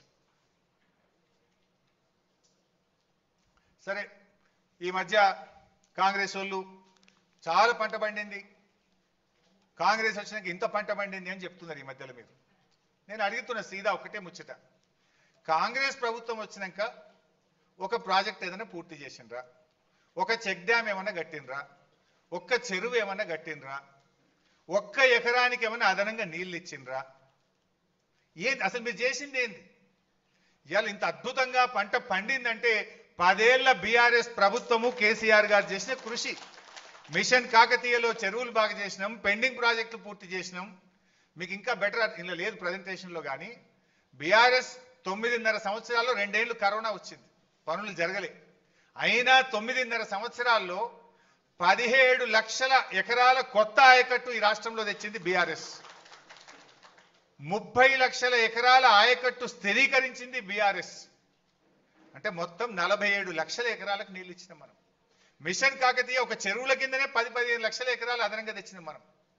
అంటే 47 లక్షల ఎకరాల పంట అదనంగా పండిందంటే బీఆర్ఎస్ 9.5 సంవత్సరాల్లో సాగునీటి రంగంలో చేసిన కృషి వల్ల జరిగింది. దాని సోపతికి కేసీఆర్ గారు చేసిన అద్భుతమైన పని, 6 నెలల్లో చేసిన పని ఏంటంటే 30 లక్షల పంప్ సెట్లకు హైదరాబాద్ లో హైటెక్ సిటీలో ఎంత నాణ్యతమైన కరెంట్ వస్తుందో ఒక మారుమూల పల్లెలో కూడా బాయికాడ బోరుకాడ 24 గంటల నాణ్యమైన కరెంట్ ఇచ్చే ప్రయత్నం జరిగింది. చాలా మందికి తెలియంది ఏంటంటే కరెంట్ ఏదో మంత్రం వేస్తూ వచ్చిందో, ఒక ఓవర్ నైట్ జరిగింది కాదు. విద్యుత్ పంపిణీ వ్యవస్థను బలోపేతం చేయడానికి బీఆర్ఎస్ ప్రభుత్వ హయాంలో 1,00,000 కోట్ల రూపాయలు ఖర్చు పెట్టడం జరిగింది. 1 lakh crores. అంటే 400 kV substations, 220 kV substations, 132 kV substations, 33/11 kV substations, additional distribution lines, distribution transformers, ఇట్లా కొన్ని 1,00,000 కోట్లు ఖర్చు పెడితే రైతులకు నాణ్యమైన 24 గంటల కరెంట్ వచ్చింది కనుక ఇవాళ ఈ పంట పండింది. కాంగ్రెస్ వాళ్ళు వచ్చినాక ఏమైనా కరెంటు మంచిగా చేస్తారా, నీళ్ళు ఇస్తారా? ఈ పంట పండింది అంటే మా ప్రభుత్వ కృషి వల్ల, కేసీఆర్ గారి ముందు చూపు వల్ల తప్ప మీరు చేసింది ఏమీ కూడా లేదు. సో ఇవన్నీ కూడా మనం మరి నిజంగా మీరు చేసింది గొప్పతనం ఉంటే 2014 ముందు కాంగ్రెస్ ఉంది కదా, మరి అప్పుడు ఎందుకు పంట వండలే? 2014 ముందు ఎందుకు వండలే? 2014 ముందు 68 లక్షల టన్నుల ఉత్పత్తి 2,70,00,000కి ఎట్లా పెరిగింది? అదేవిధంగా అదేమో వరి, అన్ని రకాల పంటలు కూడా 1,07,00,000 నుంచి 4,65,00,000 రూపాయలకు ఇలా ఉత్పత్తి పెరిగింది. అంటే ఇవన్నీ కూడా వ్యవసాయ రంగంలో, సాగునీటి రంగంలో, నెక్స్ట్ చేపల ఉత్పత్తిలో ఎట్లా పెరిగింది అనడానికి, నెక్స్ట్ గ్రౌండ్ వాటర్ ఎట్లా పెరిగింది. ఇప్పుడు ఒక పరోక్షంగా ఏంది, గ్రౌండ్ వాటర్ పెరగడం ద్వారా 30 లక్షల పంప్ సెట్లు ఉన్నాయి తెలంగాణలో. భూగర్భ జలాలు పెరిగితే ఈచ్ పంప్ సెట్ కింద 2 ఎకరాలు వేసుకున్న 60 లక్షల ఎకరాలు పంట పండుతుంది కదా. మరి అంతకు ముందు పెరగని గ్రౌండ్ వాటర్ ఎందుకు పెరిగింది? ఇప్పుడు చూస్తే మీరు ఓవరాల్ గా 5.36 మీటర్స్ గ్రౌండ్ వాటర్ టేబుల్ పెరిగింది. ఎట్లా పెరిగింది? చెరువులు బాగా చేయడం ద్వారా, చెక్ డ్యామ్లు కట్టడం ద్వారా, పెండింగ్ ప్రాజెక్టులు పూర్తి చేయడం ద్వారా, రిజర్వాయర్లు కొత్తగా నిర్మించి నీళ్లు నింపడం ద్వారా, ఆయకట్టుకు నీళ్లు ఇవ్వడం ద్వారా, అదే అన్నారు చెరువులు, మిషన్ కాకతీయ ద్వారా, ఇవన్నీ కలిపితే ఈ 5.36 గ్రౌండ్ వాటర్ పెరిగింది. ఇది మన రిపోర్ట్ కాదు, కేంద్ర భూగర్భ జలశాఖ ఇచ్చిన report, central ground water department ఇచ్చినటువంటి రిపోర్ట్ ప్రకారమే 5.36 మీటర్స్ గ్రౌండ్ వాటర్ పెరిగి తెలంగాణలో అద్భుతమైన పంటలు పండడానికి ఉపయోగపడ్డది. నెక్స్ట్ సరే, కాళేశ్వరం మీద ఇవాళ రోజుకొకడు ఒక బీజేపీ నాయకుడు ఒక్కొక్క బీజేపీ నాయకుడు ఒక తీరుగా మాట్లాడుతుండు. ఆనాడు ఢిల్లీలో కేంద్ర జలవనరుల శాఖ మంత్రిగా ఉన్నది నితిన్ గడ్కరీ గారు. ఆ నితిన్ గడ్కరీ గారు హైదరాబాద్ వచ్చినప్పుడు ఏం మాట్లాడిండో ఒక్కసారి చూడండి. तेलंगाना एक प्रगतिशील, समृद्ध और संपन्न राज्य है. हम अक्सर एक बात कहते हैं, मैंने रिट्रोस्पेक्टिव इस प्रोजेक्ट के लिए दी और मुझे खुशी है कि ये डैम कालेश्वरम के कारण हैदराबाद की भी पानी की समस्या को सुलझाया गया है. కాళేశ్వరం వల్ల ఇలా హైదరాబాద్ సమస్య, తాగునీటి సమస్య తీరింది, అద్భుతమైన పంటలు పండుతున్నాయి, ఈ ప్రాజెక్ట్ గొప్పది అని అనేక సందర్భాల్లో చెప్పారు గడ్కరీ గారు. ఇది ఒక హైదరాబాద్ లో మీటింగ్ చెప్పినటువంటి విషయం. నెక్స్ట్ ఆనాటి మన గవర్నర్ నరసింహన్ గారు కూడా ఏం చెప్పారో ఒక్కసారి మీరు చూడండి.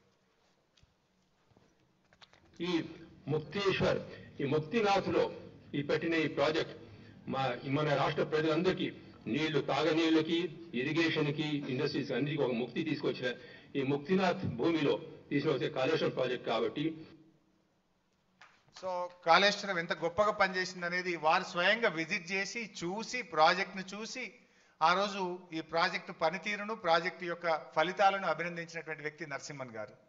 దెన్ సిడబ్ల్యూసి, ఎవరైతే మొత్తం ఈ దేశంలో సాగునీటి రంగానికి అథారిటీ ఉందో, సెంట్రల్ వాటర్ కమిషన్, దాని చైర్మన్, దాని head of the organisation Masood Hussain గారు ఏమన్నారో ఒక్కసారి మీరు చూడండి. ఆయన వచ్చి విజిట్ చేసి ప్రాజెక్టులో మాట్లాడాడు. కాళేశ్వరం ప్రాజెక్టు పనులు జరుగుతున్న తీరుపై కేంద్ర జల సంఘం ప్రశంసల వర్షం కురిపించింది. The agencies which are working, the designs, their planning, execution, everything is by and large highly satisfactory.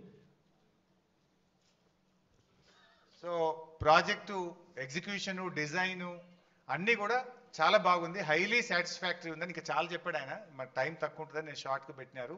డీటెయిల్డ్గా అసలు అద్భుతమైన పని జరుగుతుందని చెప్పి సిడబ్ల్యూసి చైర్మన్ మసూద్ హుస్సేన్ గారు కూడా అభినందించినటువంటి విషయం. నెక్స్ట్ చంద్రబాబు నాయుడు. కాళేశ్వరం మీరు అభివృద్ధి చేశారు, చాలా మంచి పని చేశారు. ఆయన కూడా కాళేశ్వరంను చాలా మంచి పని చేసిండ్రు, కాళేశ్వరం ద్వారా నీళ్ళు వచ్చాయని చెప్పిండు. సరే, ఆయన ఉంటాడు కదా తిక్కల మంత్రి, ఆయన కూడా ఏం చెప్పిండు, ఇప్పుడు ప్రస్తుత మంత్రి, అది కూడా చూడండి. నిజంగా దేశ చరిత్రలోనే మొట్టమొదటి కావచ్చు బహుశా. దీనికి ముఖ్యమంత్రి గారిని కూడా, వారికి కూడా అభినందనలు తెలియజేసుకుంటున్నాను. ఎందుకంటే అభ్యంతరం ఉన్న, ప్రాబ్లమ్స్లో ఉన్న ప్రాజెక్టులు ఆపేసి రీడిజైన్ చేస్తే పొరపాటు తప్పేం లేదు. మా కాంగ్రెస్ పార్టీ నాయకులు అసెంబ్లీలో ఈ ప్రాణహిత చేవెళ్ళ తుమ్మిడేటి చర్చ వస్తే ఆ కాంగ్రెస్లో ఒక నాయకుడు మేము ప్రిపేర్ అయ్యి రాలేదన్నాడు. ఆయన ఒక నాయకుడు అంటే ఎంత విచిత్రం అంటే, కానీ మనం ఒక బాధ్యతమైన పోస్ట్లో ఉన్నప్పుడు అది నేర్చుకోవాల్సిన అవసరం ఉన్నది. Next water man of India, Magsaysay award గ్రహీత water man of India Rajender Singh గారు ఏమన్నారో కూడా చూద్దాం. The Godavari before dry and dead river, now due to this project, flowing river, water come. जब पानी आ जाता है ना तो जीवन आ जाता है. जब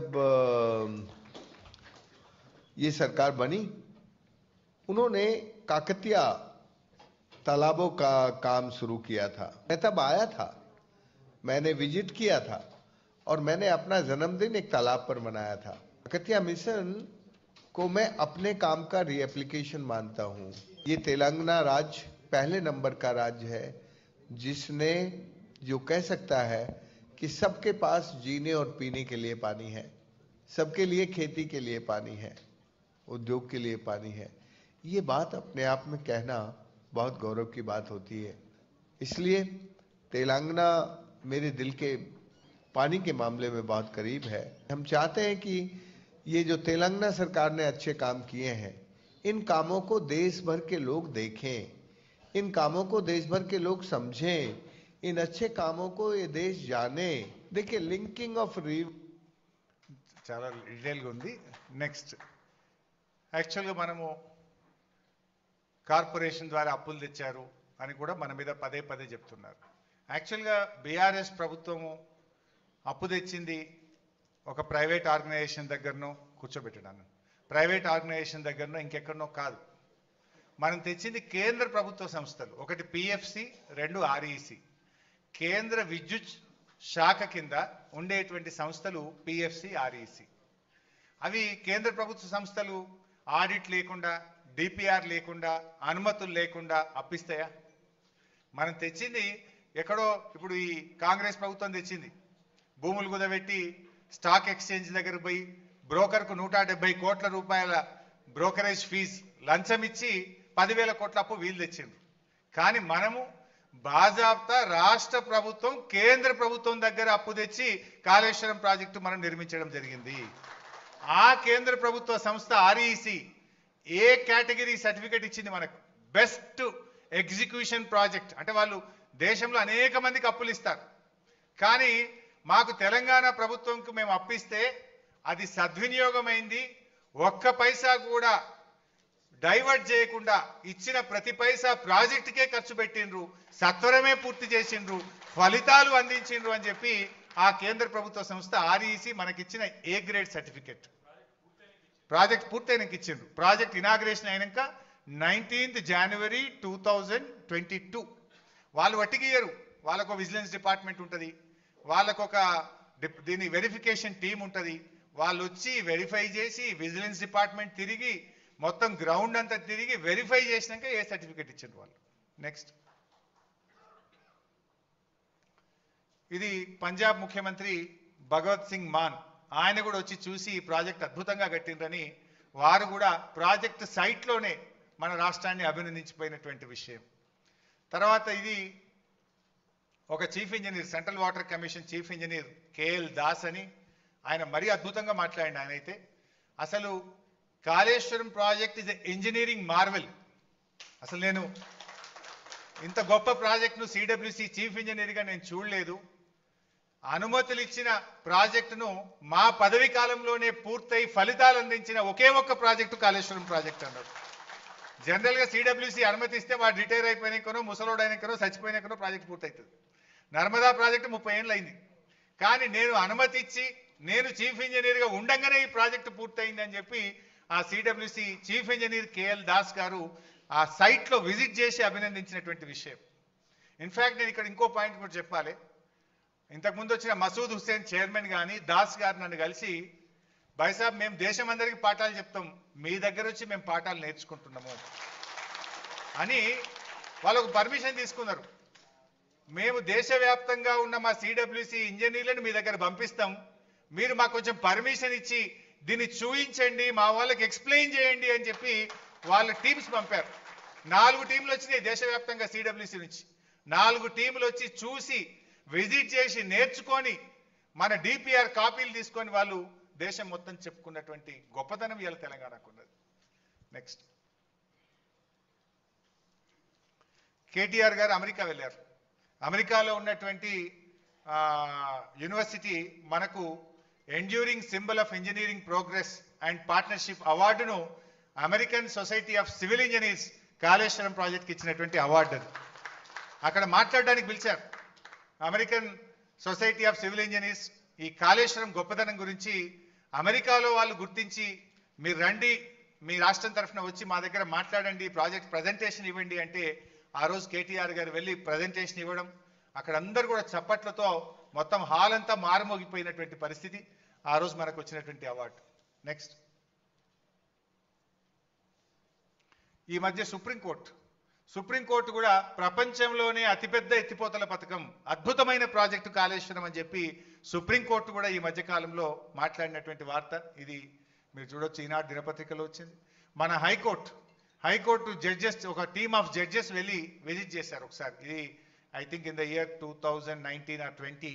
ఆ టైంలో వాళ్ళు వెళ్ళి అసలు కాళేశ్వరం అద్భుతం, ఇంజనీర్ల పనితీరు అభినందనీయం అని చెప్పి ఆ రోజు high court chief justice and team of judges కూడా వెళ్ళి మన ప్రాజెక్ట్ను అభినందించినటువంటి విషయం.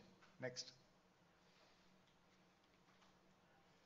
సరే ఇందాక నేను చెప్పిన ఒక ఎకరానికి నీళ్లు రాలేదు అంటే ఏ రకంగా నీళ్లు వచ్చినాయి అనేటువంటిది డీటెయిల్డ్గా ఇరిగేషన్ డిపార్ట్మెంటు అసెంబ్లీలో వైట్ పేపర్ సందర్భంగా ఇచ్చిండ్రు. ఇరిగేషన్ డిపార్ట్మెంటు కొత్తగా వచ్చిన కాంగ్రెస్ ప్రభుత్వానికి ఇచ్చినటువంటి రిపోర్ట్ ఇది. 20 లక్షల ఎకరాలకు కాళేశ్వరం ప్రాజెక్టు ద్వారా లబ్ధి జరిగింది. నెక్స్ట్, కాళేశ్వరం కుప్పగూలిందని ఎన్డీఎస్ఏ చెప్పిందని ఒక దుష్ప్రచారం చేస్తూ ఉన్నారు. వాస్తవానికి ఎన్డీఎస్ఏ ఏం చెప్పింది అనేది కూడా అక్కడ మనం మెన్షన్ చేసినాం. చాలా స్పష్టంగా చెప్పింది ఎన్డీఎస్ఏ. ఇది ఎన్డీఎస్ఏ రిపోర్ట్లో నుంచి చెప్తున్నటువంటి point. After obtaining the results from the various investigations and on opinion of the experts committee, the restoration of the block 7 of Medigadda barrage will be taken up and the barrage will be under operation. చాలా స్పష్టంగా వాళ్ళు 7th black ను తీసి మళ్ళీ కట్టడం ద్వారా barrage ను operation లోకి తీసుకురావచ్చు అని ఎన్డీఎస్ఏ చెప్పినటువంటి నివేదికలో స్పష్టంగా ఉంది. కానీ వీళ్ళు కాళేశ్వరమే కుప్పగూలింది, మొత్తానికే పోయింది అంటున్నారు. ఎన్డీఎస్ఏ ఓన్లీ బ్లాక్ 7 ను తీసి మీరు కొత్త బ్లాక్ మళ్ళీ కట్టడం ద్వారా దాన్ని ఆపరేషన్లోకి తీసుకురావచ్చు అని చెప్పి ఎన్డీఎస్ఏ తన నివేదికలో చాలా స్పష్టంగా చెప్పింది. ఇప్పటికి ఏడాది అర్థమైపోయింది. నెక్స్ట్, తర్వాత ప్రాజెక్ట్ నిర్మాణంలో నాణ్యత లేదు, డిజైన్లో లోపం ఉందని కూడా పదే పదే మన మీద బురద జల్లే ప్రయత్నం చేస్తారు. కాళేశ్వరం ప్రాజెక్ట్ కట్టిన తర్వాత 2022వ సంవత్సరంలో గోదావరి నది 500 ఏండ్ల చరిత్రలో 500 years లో ఎప్పుడు రానంత వరద 29 లక్షల క్యూసెక్కుల వరదను తట్టుకొని ఆ మేడిగడ్డ బ్యారేజ్ నిలబడ్డది. నిజంగా డిజైన్ లోపం ఉంటేనో క్వాలిటీ లేకపోతేనో నది చరిత్రలో రానంత వరద, 500 ఏండ్లలో రానంత వరద 29 లక్షల క్యూసెక్కుల వరదను తట్టుకొని మేడిగడ్డ బ్యారేజ్ నిలబడ్డది. అంటే ఎక్కడ కూడా అటువంటి డిజైన్ లోపం లేదు. ఈవెన్ ఆ 2 పిల్లర్లు కుంగిన తర్వాత కూడా కాంగ్రెస్ పార్టీ మినిమం జాగ్రత్తలు తీసుకోక ఇది ఆయన కొట్టుకపోతే బాగుండని ఇచ్చిపెట్టారు. అయినా కూడా 2023లో 15 లక్షల క్యూసెక్కుల వరద వచ్చినా కూడా మేడిగడ్డ చెక్కు చెదరకుండా నిలబడ్డదంటే అక్కడ ఎటువంటి నాణ్యత లోపం లేదు. యాక్చువల్గా ఒక ఎర్త్క్వేక్ కూడా వచ్చింది. ఈ మధ్య ఒక రిపోర్ట్ కూడా వస్తుంది, గోదావరి నది ఆ లోయలో ఒక ఎర్త్క్వేక్ కూడా వచ్చింది అనేటువంటిది ఈ మధ్య ఎన్ఆర్ఎస్ఏ వాళ్ళు కూడా ఒక రిపోర్ట్లో చెప్తున్నారు. సరే, what ever is the reason, earthquake వల్ల జరిగిందా, దేని వల్ల జరిగింది చిన్నపాటి 2 పిల్లర్ల కుంగుబాటు. అచ్చా, ఎర్త్క్వేక్ వచ్చిన దాని తర్వాత ఎర్త్క్వేక్ కూడా వచ్చింది. ఆ ఎర్త్క్వేక్ను తట్టుకొని కూడా అది నిలబడ్డది. సో ఎర్త్క్వేక్ వచ్చినా ఇబ్బంది రాలేదు, 29 లక్షల క్యూసెక్కుల వరద వచ్చినా ఇబ్బంది రాలేదు. అంటే ఆ ప్రాజెక్టులో ఎక్కడ కూడా నాణ్యత లోపమో ఇంకోటో లేదు. అది జరిగింది కేవలం 2 పిల్లర్ల కుంగుబాటు మాత్రమే. నెక్స్ట్, ఇక పదే ఎలక్షన్ల ముందు రాహుల్ గాంధీ నుంచి మొదలుకుంటే రేవంత్ రెడ్డి దాకా 1,00,000 కోట్ల అవినీతి జరిగింది, 1,00,000 కోట్ల అవినీతి జరిగింది అన్నారు. అసలు బీఆర్ఎస్ హయాంలో మొత్తం ప్రాజెక్టు మీద పెట్టిన ఖర్చే 94,000 కోట్లు. ఇక 1,00,000 కోట్ల అవినీతి ఎడికెళ్ళవుతుంది? అంటే ఎంత గోబల్స్ ప్రచారం చేసిండ్రు అనడానికి ఇది ఒక ఉదాహరణ. రేవంత్ రెడ్డికి పిల్లనిచ్చిన మామనే చెప్పిండు. ఆ వీడియో కూడా చూద్దాం. నెక్స్ట్ ఏం చెప్పిండో చూడండి ఒకసారి.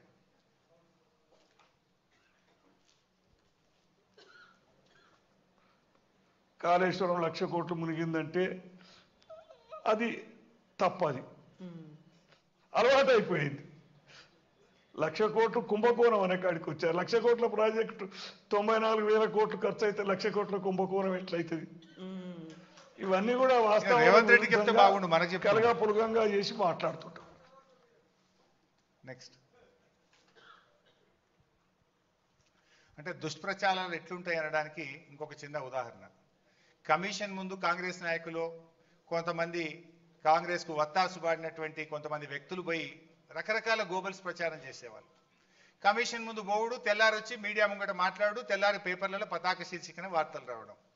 ఒకరోజు ఏమొచ్చింది, కాళేశ్వరం డిపిఆర్కు 677 కోట్ల, అన్ని పేపర్లు వచ్చింది, ఇట్స్ నాట్ ఇది, most of the papers.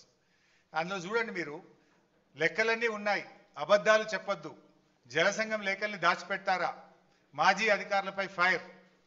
So అందులో మీరు చూస్తే బ్యారేజీ డిపిఆర్ల తయారీకి వ్యాప్కోసు 677 కోట్లు ఏ విధంగా చెల్లించారని కాళేశ్వరం విచారణ కమిషన్ ప్రశ్నించిందని, మా దగ్గర అన్ని ఈఎన్సి నల్లా వెంకటేశ్వర్లు బుకాయించబోగా బిల్లుల చెల్లింపుల లెక్కలన్నీ తమ దగ్గర ఉన్నాయని, అబద్ధాలు చెప్పి తప్పించుకునే ప్రయత్నం చేయొద్దని మండిపడ్డది. అట్లా ఇట్లా వార్తలు వచ్చినాయి.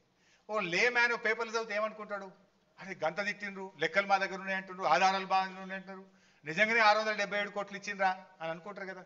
ఆ పక్కన జీవో చూడండి, జీవో నంబర్ 40/2016, మేడిగడ్డ బ్యారేజ్ కట్టడానికి వ్యాప్కోస్ అనే కేంద్ర ప్రభుత్వ సంస్థకు మనం ఇచ్చింది 677 లక్షలు. జీవో చూడండి పక్కన, అంటే 6,77,00,000. అది మన గవర్నమెంట్ ఇచ్చే జీవో, ఇది 6,677,00,000. ఇక్కడ ఏంది 677 కోట్ల. అంటే ఇట్లా ఉంటాయి గోబల్స్ ప్రచారం. ఇచ్చింది 6 కోట్లు కానీ చెప్తుంది 677 కోట్లు. ఇది అన్ని పేపర్లు వస్తే నిజంగా లేమనేమనుకో, అంటే ఎట్లా దుష్ప్రచారం ఉందానికి ఇది ఒక ఉదాహరణ చెప్పే ప్రయత్నం చేస్తుంది. నెక్స్ట్ సరే, ఎన్డీఎస్ఏ సంగతి ఇట్లుంది. ఈ ఎన్డీఎస్ఏది ఒకసారి మీరు కూడా అర్థం చేసుకోవాలి, దీని వెనుక ఉన్న రాజకీయాన్ని కూడా అర్థం చేసుకోవాలి. ఇప్పుడు గోదావరి నది మీద మేడిగడ్డలో 2 పిల్లర్లు కుంగినాయి. కుంగిన 2 రోజులకి ఊరికొచ్చింది ఎన్డీఎస్ఏ, 2 రోజులకు వచ్చింది. అప్పుడు మనకు ఏమైంది, అప్పటికే ఎలక్షన్ కోడ్ ఆఫ్ కండక్ట్ వచ్చింది, నెల రోజుల్లో ఎలక్షన్స్ జరగబోతా ఉన్నాయి. ఎంత హడావిడిగా ఎన్డీఎస్ఏ వచ్చిందంటే, యాక్చువల్ రూల్ ఏం చెప్తుందంటే, ఆ రాష్ట్ర ప్రభుత్వం కోరితే ఎన్డీఎస్ఏ రావాలి, సలహా సూచన ఇవ్వాలి. మనం ఏం కోరలే, హడావిడిగా వచ్చింది, 2 రోజుల్లో వచ్చింది, 3 రోజుల రిపోర్ట్ ఇచ్చింది. అసెంబ్లీ ఎన్నికల ముందు ప్రాథమిక నివేదిక, పార్లమెంట్ ఎన్నికల ముందు మధ్యంతర నివేదిక, బీఆర్ఎస్ పార్టీ రజతోత్సవం జరుపుకుంటే తుది నివేదిక. కరెక్ట్గా టైంకి ఇస్తుంటుంది. దీనికంటే ఇంకా ముఖ్యమైన పాయింట్ నేను ఇక్కడ మీరు అర్థం చేసుకోవాల్సింది, ఇదే గోదావరి నది మీద అదే సెంట్రల్ వాటర్ కమిషన్, అదే ఎన్డీఎస్ఏ కట్టింది పోలవరం ప్రాజెక్టు. ఇదే గోదావరి జస్ట్ కింద, మేడిగడ్డ తర్వాత వచ్చేది మన సమ్మక్క బ్యారేజ్, దాని కింద సీతారామ బ్యారేజ్, దాని కింద లాస్ట్కి వచ్చేది పోలవరం. సో ఆ పోలవరం ప్రాజెక్టు ఇంకా చాలా ఇంపార్టెంట్ పాయింట్, మంచిగా వినాలి. ఆ పోలవరం ప్రాజెక్టుకు ఎవరు CEO? Polavaram is a national project, అంటే జాతీయ ప్రాజెక్ట్. కట్టేది ఎవరు? Central water commission. ఎన్డీఎస్సీ అంటే ఎవరు? సెంట్రల్ వాటర్ కమిషన్ లో ఒక విభాగం. ఎన్డీఎస్సీలో ఎవరు పనిచేస్తారు? సిడబ్ల్యూసీ చీఫ్ ఇంజనీర్లే, సిడబ్ల్యూసీ ఇంజనీర్లే ఎన్డీఎస్సీలో పనిచేస్తారు. NDSC and CWC both are one and the same. వీళ్ళే అండ్ల పనిచేస్తారు, వాళ్ళే ఇండ్ల పనిచేస్తారు. సో మరి ఆ పోలవరం కట్టింది ఎవరు? CWC, NDSC. పోలవరంలో డయాఫ్రేమ్ వాల్ కొట్టుకపోయింది, దాదాపు 1,500 కోట్ల నష్టం జరిగింది. గైడ్ వాల్ కొట్టుకపోయింది. పోలవరంలో కాపర్ డ్యామ్ లీకేజ్ అయింది. మరి ఇవన్నీ జరిగితే ఇది ఎప్పుడు జరిగింది? 4 ఏళ్ళు అయింది. ఇప్పటిదాకా ఎన్డీఎస్ఏ ఎందుకు పోదు అని నేను అడుగుతా ఉన్నా. ఈ మేడిగడ్డ మీద అంత అత్యుత్సాహం ప్రదర్శించిన ఎన్డీఎస్ఏ అదే గోదావరి నది మీద కట్టిన పోలవరంలో 1,000 కోట్ల రూపాయల నష్టం జరిగి డయాఫ్రేమ్ వాల్ కొట్టుకుపోయి కాపర్ డ్యామ్ లో లీకేజీలు వచ్చి గైడ్ వాల్ పడిపోతే అక్కడికి ఎన్డీఎస్ఏ ఎందుకు పోదు? 4 ఏళ్ళైనా ఎన్డీఎస్ఏ ఎందుకు పోలేదు? ఎన్డీఎస్ఏ అనేది ఇది బీజేపీకి ఒక జేబు సంస్థలాగా, అది కూడా మరో ఈడీ సిబిఐ లాగా తయారైపోయింది. అందువల్లనే ఇవాళ ఏమైంది, అక్కడనేమో ఇంతవరకు పోలే, ఇంతవరకు ఒక రిపోర్ట్ కూడా ఇవ్వలే 4 ఏళ్ళైనా. ఇక్కడ మాత్రం అసెంబ్లీ ఎన్నికల ముందు ఒకటి, పార్లమెంట్ ఎన్నికల ముందు ఒకటి, రజతోత్సవం ముందు ఒకటి. ఇలా ఇంకా ఇంట్రెస్టింగ్ పాయింట్ చెప్తా మీకు. ఆ పోలవరం కట్టింది, పోలవరంకు సెంట్రల్ వాటర్ కమిషన్ నుంచి ఒకరు ఉంటారు. దాన్ని ఏమంటారంటే CEO of Polavaram project authority. Who is that CEO? NDSA report ఎవరైతే ఇచ్చిండో గాయనే సిఇఓ ఉన్నాడా? కొట్టుకపోయిన కట్టినోడు, కట్టింది కొట్టుకపోయినాడు. ఎవరు ఆయన పేరు? చంద్రశేఖర్ అయ్యర్. ఆ చంద్రశేఖర్ అయ్యరే పోలవరం ప్రాజెక్టుకు సిఇఓగా ఉండి ఆయన కడితే అది కొట్టుకపోయింది. ఆయన వచ్చి మేడిగడ్డ మీద రిపోర్ట్ ఇస్తాడు. ఇక is the chairman of this NDSA. ఎవరి నాయకత్వంలో అయితే పోలవరం గట్టి కొట్టుకపోతుందో ఆడికి ఎవడు బోర్డు రిపోర్ట్ ఇయ్యడు. ఆయన్నే తర్వాత పోలవరం నుంచి మన జిఆర్ఎంబికి చైర్మన్గా పనిచేసిండు, తర్వాత ఎన్డిఎస్ఏకి పోయిండు. ఇప్పుడు ఆయన రిపోర్ట్ ఇస్తాడు, ఇక దాన్ని మనం ఇప్పుడు ఆమోదించాలంటారు. అంటే ఎంత రాజకీయ దురుద్దేశం దీని వెనుక ఉంది అనేటువంటిది మీరు అర్థం చేసుకోవడానికి పనికి వస్తుంది. నెక్స్ట్, ఇక ఇది కూడా ఒకటి ఇంపార్టెంట్. ఆ మధ్య మన మీద అనేటోళ్ళు నది లేని చోట ఎవరన్నా జలాశయం కడతారా, నది లేని చోట గంత పెద్ద మల్లన్న సాగర్ కట్టచ్చా, రిజర్వాయర్లు ఏడగట్టినా నది మీద కడతారు కానీ నది లేని చోట కడతారా, భూకంపం వస్తుంది లేకపోతే ఇది వస్తుంది మొత్తం ఇదైపోతుంది అని చెప్పేటోళ్ళు. మన రాష్ట్రంలో నది లేని చోట ఇగో కండలేరు 68 టీఎంసీలు, గోరకల్లు 10, వెలుగొండ 41, వెలుగోడు 17, బ్రహ్మంగారి మఠం 17, అవుకు 7, అలుగునూరు 3, ఇక బొల్లంపల్లికి వద్దాం. ఇవన్నీ ఇన్ని రిజర్వాయర్లు ఆల్రెడీ నది లేని చోట ఉన్నాయి. ఇప్పుడు చంద్రబాబు నాయుడు కొత్తగా గోదావరి బంకచెర్లు అంటుండు కదా, అదే గోదావరి బంకచెర్ల మీద బొల్లంపల్లి దగ్గర 150 టీఎంసీల రిజర్వాయర్కి ఈరోజు ఆయన ప్లాన్ చేస్తున్నాడు. మరి మనం 50 టీఎంసీలది కడితేనే గంత పెద్దది కట్టాలనా, గన్ని ఊర్లు ముంచాలనా, గంత పెద్దది అవసరమా, నది లేని చోట కడతారా, భూకంపం వస్తుందని మాట్లాడారు. మరి ఇప్పుడు ఇవన్నీ గతంలో కట్టినాయి, మనకంటే పెద్దవి ఉన్నాయి 68, ఇప్పుడు 150 టీఎంసీలతో కడుతున్నారు. కేసీఆర్ గారు ఆ రోజు 100 ఏళ్ల ముందుకు ఆలోచించాడు. ఆయన రాజకీయం కోసం ఆలోచించలే. మల్ల రిజర్వాయర్లు కట్టలేం, హైదరాబాద్కు దగ్గరున్నది. రేపు హైదరాబాద్ త్రాగునీటి అవసరాలకు, పారిశ్రామిక అవసరాలకు మన మల్లన్న సాగర్ ఒక వరంగా ఉండాలని చెప్పి భవిష్యత్తు కోసం ఆలోచించి మల్లన్న సాగర్ కేసీఆర్ ఆ రోజు రూపకల్పన చేసి కట్టించారు. నిజానికి తక్కువ డబ్బుతో కట్టొచ్చు, తొందరగా కట్టొచ్చు, తొందరగా నీళ్ళు ఇచ్చి రాజకీయంగా లబ్ధి పొందొచ్చు. 4 రోజులు లేట్ అయినా సరే మల్ల ప్రాజెక్టు కట్టలేము. 100 ఏళ్ల ముందుకు ఆలోచించి 100 ఏళ్ల తర్వాత హైదరాబాద్ అవసరాలను దృష్టిలో పెట్టుకొని అంత పెద్ద అద్భుతమైన రిజర్వాయర్ను మల్లన్న సాగర్ కేసీఆర్ గారు నిర్మించారు. ఈ రోజు ఇవన్నీ ఇవాళ వాళ్ళు ఎందుకు మరి పిచ్చిలేసి 150 టీఎంసీలు ప్రతిపాదిస్తున్నారు బొల్లంపల్లి కాడ? మరి ఆడ ఏం నది లేదు కదా, గంత పెద్దది వాళ్ళు కడుతున్నారు కదా, మరి ఆడ భూకంపాలు రావా? ఆనాడు మన మీద చాలా మంది విమర్శలు చేసినారు, వీళ్ళు ఎవరు మాట్లాడతలేడు దాని మీద. టు అండర్స్టాండ్, మీకు అర్థం కావడం కోసం చెప్పే ప్రయత్నం. నెక్స్ట్, ఇందాక నేను చెప్పిన అదే మేడిగడ్డను రిటైర్డ్ ఇంజనీర్లు వ్యతిరేకించిండ్రా అనేటువంటిది అసెంబ్లీలో ఒకసారి రేవంత్ రెడ్డి మాట్లాడుతూ ఒక పేరాగ్రాఫే చదివిండి, అట్లా పైన పేరాగ్రాఫ్ చదవడు ఆయన. వాళ్ళు ఏం చెప్పిండ్రు అంటే మేడిగడ్డ నుంచి డైరెక్ట్ గా మిడ్ మానేర్ పంపింగ్ సాధ్యం కాదు, దిస్ ఈజ్ నాట్ ప్రాక్టికల్ అన్నారు. కానీ మేడిగడ్డ దగ్గర నీళ్లున్నాయి, మేడిగడ్డ దగ్గర బ్యారేజ్ కట్టుకోవచ్చు, మేడిగడ్డ నుంచి మీరు ప్రత్యామ్నాయంలో ఎల్లంపల్లికి తీసుకుపోవాలి తప్ప డైరెక్ట్ మేడిగడ్డ సాధ్యం కాదన్నారు. దీని మీద కూడా దుష్ప్రచారం చేసిండ్రు. ఆ రిపోర్ట్ను కూడా ఈరోజు మీకు పెట్టడం జరిగింది. నెక్స్ట్, సరే ఇందాక కేటీఆర్ గారు కూడా చెప్పింది, ఇది కాంగ్రెస్ హయాంలో ఏం చేసి జరిగింది అంటే ఏడాది అర్థంలో ఒక ప్రాజెక్టు పూర్తయింది లేదు కానీ పెద్దవాగు కొట్టుకపోయింది, వట్టెం పంప్ హౌస్ మునిగిపోయింది, సుంకిశాల కూలిపోయింది, ఎస్ఎల్బీసీ టనల్ అయితే కుప్పగూలింది. అది మళ్ళీ పనికి కూడా రాదు ఇప్పుడు కాదు. ఏదైతే టీ బీమ్ మిషన్ ఉందో ఎస్ఎల్బీసీది అది కాదు, బయటకు రాదు, రిపేర్ కాదు. అంటే మొత్తం ప్రాజెక్టు భవిష్యత్తే ప్రశ్నార్థకమైంది. వీళ్ళ అవినీతి వల్ల, వీళ్ళ ఆగమాగం చర్యల వల్ల ఇవాళ ఎస్ఎల్బీసీ ప్రాజెక్టే ఆగమైపోయింది. ఇవాళ ఇంకొక విషయం కూడా మీరు గమనించాలి. ఎస్ఎల్బీసీ విషయంలో ఒకటి మాట్లాడుతుంటారు రేవంత్ రెడ్డి, బీఆర్ఎస్ 10 ఏళ్ళు పట్టించుకోలేదు, బీఆర్ఎస్ పనే చేయలేదు అంటాడు. బీఆర్ఎస్ హయాంలో ఎస్ఎల్బీసీ ప్రాజెక్టు మీద 3,900 కోట్ల రూపాయలు ఖర్చు పెట్టాము. ఎస్ఎల్బీసీ టనల్లో ప్రాజెక్టులో భాగంగా దిండి రిజర్వాయర్ కట్టినాము, పెండ్లిపాక రిజర్వాయర్ కట్టినాము, 10 కిలోమీటర్లకు పైగా ఎస్ఎల్బీసీ టనల్ను బీఆర్ఎస్ హయాంలో పని చేసినాము. కానీ ఇది చెప్తలేరు వాళ్ళు. 1 కిలోమీటర్ తవ్వాలి, 1 మీటర్ తవ్వలేదు అంటారు. 10 కిలోమీటర్ల టనల్ తవ్వినాం, దిండి బ్యాలెన్సింగ్ రిజర్వాయర్ కట్టినాం, పెండ్లిపాక రిజర్వాయర్ కట్టినాం, 3,900 కోట్ల రూపాయలు ఎస్ఎల్బిసి ప్రాజెక్ట్ మీద బీఆర్ఎస్ ప్రభుత్వం ఖర్చు పెట్టింది. ఇంకో క్లాసిక్ ఎగ్జాంపుల్, నిన్న పోయి గంధమల్ల ప్రాజెక్టుకు రేవంత్ రెడ్డి శంకుస్థాపన చేసిండు ఆలేరు కాన్స్టిట్యున్సీలో. మరి గంధమల్ల ఒకవైపేమో కాళేశ్వరం గుప్పగూలింది అంటాడు, 1,00,000 కోట్లు పోయినాయి అంటాడు. మరి గంధమల్లకు నీళ్ళు ఆడికెళ్ళి వస్తాయి? గంధమల్లకు నీళ్ళు ఆడికెళ్ళి వస్తాయి? ఒక్కసారి మూసికి ఫస్ట్ పెట్టు బాబు, ఫస్ట్ మ్యాప్ పెట్టు ఒకసారి, very first of the presentation, మొట్టమొదటి.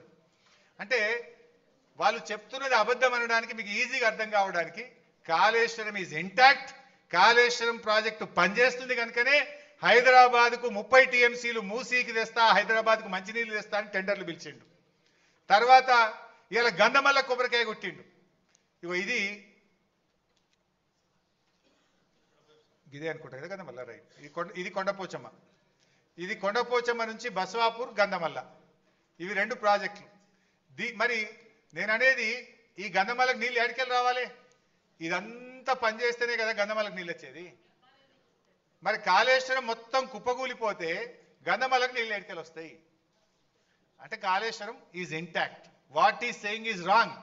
ఎందుకంటే ఇగో ఇది మిడ్మానేర్ నుంచి అన్నపూర్ణ నుంచి రంగనాయక సాగర్ నుంచి మల్లన్న సాగర్ నుంచి కొండపోచమ్మ సాగర్, బసవాపూర్, గంధమల్ల.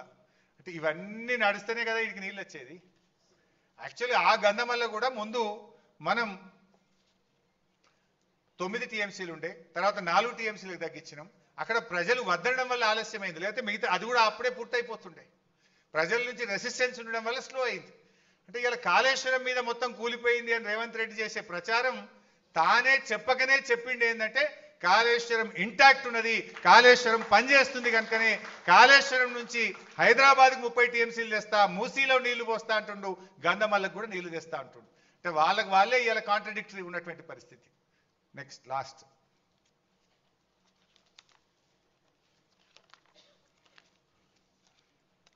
సో బేసికల్లీ ఇవాళ కాళేశ్వరం ప్రాజెక్టు విషయంలో ఉండిలే బిడ్డ, మొత్తంగా మీరు చూసినట్టయితే కాళేశ్వరం ప్రాజెక్ట్ అనేది అదొక ఇంజనీరింగ్ మార్వెల్ అని మనం చెప్పలేదు, సెంట్రల్ వాటర్ కమిషన్ ఇంజనీర్లు చెప్పినారు, సిడబ్ల్యూసి చైర్మన్ చెప్పినారు. ఇప్పటిదాకా కాంగ్రెస్ ప్రభుత్వం ఏంటంటే ఆనాడు బీఆర్ఎస్ పార్టీకి మంచి పేరు వస్తుంది, బీఆర్ఎస్ పార్టీ రాజకీయంగా లబ్ధి జరుగుతుందని బురద జల్లే ప్రయత్నం చేసిండ్రు. మరి అప్పుడు బురద జల్లేం కనుక ఇప్పుడు ఏదో ఒక విచారణ పేరు మీద విజిలెన్స్ అనో కమిషన్ అనో పెట్టి తాము చేసిన ఆరోపణలను నిజమని చెప్పించుకోవడానికి తాపత్రయపడుతుంది. రాజకీయంగా ఆలోచిస్తున్నారు తప్ప ప్రజల ప్రయోజనాల గురించి ఆలోచించడం లేదు. సో కాళేశ్వరం ఎందుకు రీఇంజనీరింగ్ జరిగిందో మీకు అర్థమైంది. అసలు బీఆర్ఎస్ ఎంత ప్రయత్నం చేసింది ప్రాణహితను కంటిన్యూ చేయడానికి చెప్పినాం. రీఇంజనీరింగ్ ఎందుకు జరిగిందో మీకు ఎక్స్ప్లెయిన్ చేసినాం. కాళేశ్వరం ఎంత ఇంటాక్ట్ ఉంది అంటే కేవలం ఇన్ని పియర్స్లో 85 మేడిగడ్డ దగ్గర, సుందిళ్లలో 74, అన్నారంలో 64, ఇన్ని పియర్స్లో 2 పియర్స్ కొంగినాయి తప్ప ఎవ్రీథింగ్ ఈజ్ ఇంటాక్ట్. సో ఇట్లా ఈ దుష్ప్రచారాన్ని మీరందరూ కూడా ప్రజలకు మనం వాస్తవాలు చెప్తూ ప్రభుత్వం మీద ఒత్తిడి తేవాల్సిన అవసరం ఉంది. ఇప్పుడు ఇవాళ లాస్ట్ ఇయర్ వర్షాలు బాగా పడ్డాయి కనుక ఇబ్బంది రాలే, మనం మిడ్మానేర్ నుంచి ఆపరేట్ చేసినాం. అనుకోకుండా ఒక డ్రౌట్ ఇయర్ వస్తే ఇలా కాళేశ్వరం మీద ఏంటంటే హైదరాబాద్కు 30 టీఎంసీల మంచినీళ్ళు, ఎన్ రూట్ విలేజెస్కు 10 టీఎంసీలు మంచినీళ్లకు, 16 టీఎంసీలు ఇండస్ట్రీకి వాడతాం. రేపు ఎక్కడన్నా కరువు వస్తే హైదరాబాద్ మంచినీళ్ళకి ఇబ్బంది అవుతుంది. ఎన్ రూట్ విలేజెస్ మేడ్చల్, కరీంనగర్, సిద్దిపేట్, మెదక్, జనగాం ఈ జిల్లాలకు మంచినీళ్ళకి ఇబ్బంది వస్తుంది. అండ్ ఇండస్ట్రీస్కి ఇస్తున్నటువంటి 16 టీఎంసీలతో కూడా ఇలా కోకోకోలా కంపెనీ వచ్చింది అక్కడ పెద్దది ములుగు ప్రాంతంలో. అట్లా వాటన్నిటికీ అనేక ఇండస్ట్రీస్ కూడా నీళ్ళు ఇస్తున్నాం. రేపు దానికి కూడా ఇబ్బంది వస్తుంది. అంతా ప్రభుత్వం బేషిజాలకు పోకుండా వెంటనే దాన్ని రిస్టోర్ చేసినట్టయితే రేపు ప్రతికూల పరిస్థితుల్లో కూడా ఈ రాష్ట్రానికి కల్పతరు కాళేశ్వరం ప్రాజెక్టు. సో అలాంటి ప్రాజెక్టు మీద ఇంకా చిల్లర రాజకీయాలు మాని, చిల్లర ప్రచారాలు మాని, బేషిజాలకు పోకుండా ఇలా ప్రాజెక్టును రూపకల్పన చేయాల్సిన అవసరం ఉంది. సరే, అల్టిమేట్గా మనం ప్రజా ఉద్యమాలు చేద్దాం, ఒత్తిడి పెంచుదాం. ఎందుకంటే ఇలా మనం చెప్పిందల్లా కూడా కాంగ్రెస్ దుష్ప్రచారాలను పటాపంచలు చేయడం తప్ప ఇంకోటి లేదు. ఇవాళ కమిషన్ ముందుకు పోవడానికి ఏదో భయపడుతున్నా. ఎవరు భయపడుతున్నారని చెప్పింది నీకు? రేవంత్ రెడ్డికి. తప్పకుండా కాళేశ్వరం కమిషన్ ముందు మేము వెళ్తాం. మీరు చేసిన దుష్ప్రచారాలన్నీ కూడా పటాపంచలు చేస్తాం. దానికి ఎవరు భయపడేది లేదు. ప్రాణత్యాగానికే సిద్ధపడ్డ నాయకులు ఇలాంటి మీరు చేసే చిల్లర తాటాకు చప్పులకు భయపడే నాయకత్వం బీఆర్ఎస్ నాయకత్వం. డెఫినెట్గా మీరు చెప్పిన అబద్ధాలు గోబల్స్ అన్నిటిని కూడా పటాపంచలు చేసి నిజాలన్నీ కాళేశ్వరం ముందు చెప్తామని చెప్పి కూడా మేము ఈ సందర్భంగా తెలియజేస్తూ, ఇంకేమైనా క్వశ్చన్స్ ఉంటే, ఏమైనా డౌట్స్ ఉంటే మీరు అడగండి. క్లుప్తంగా నేను I try to conclude. Anybody?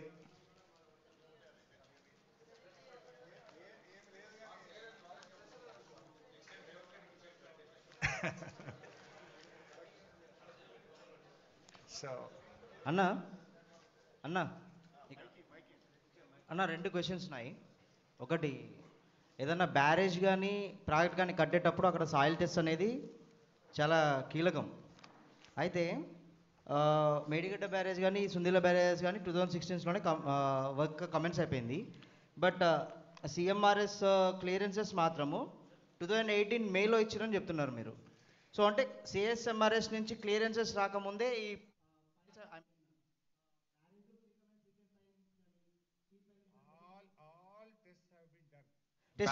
చెప్తాయి. బ్యారేజీకి కావలసినటువంటి అన్ని రకాల పరీక్షలు చేశాం. నంబర్ 1, మన రాష్ట్ర డిజైన్స్ విభాగమే కాకుండా IIT Hyderabad, IIT Chennai, NIT Warangal వీళ్ళందరి సలహాలు, ఆయా డిపార్ట్మెంట్ల ప్రొఫెసర్ల యొక్క సలహాలు సూచనలు తీసుకొని అన్ని టెస్టులు చేసిన తర్వాతనే ప్రాజెక్ట్ ఎగ్జిక్యూషన్ జరిగింది. దానికి కంటిన్యూస్గానే అన్న, ఇప్పుడు యాక్చువల్గా బ్యారేజ్లో వాటర్ స్టోర్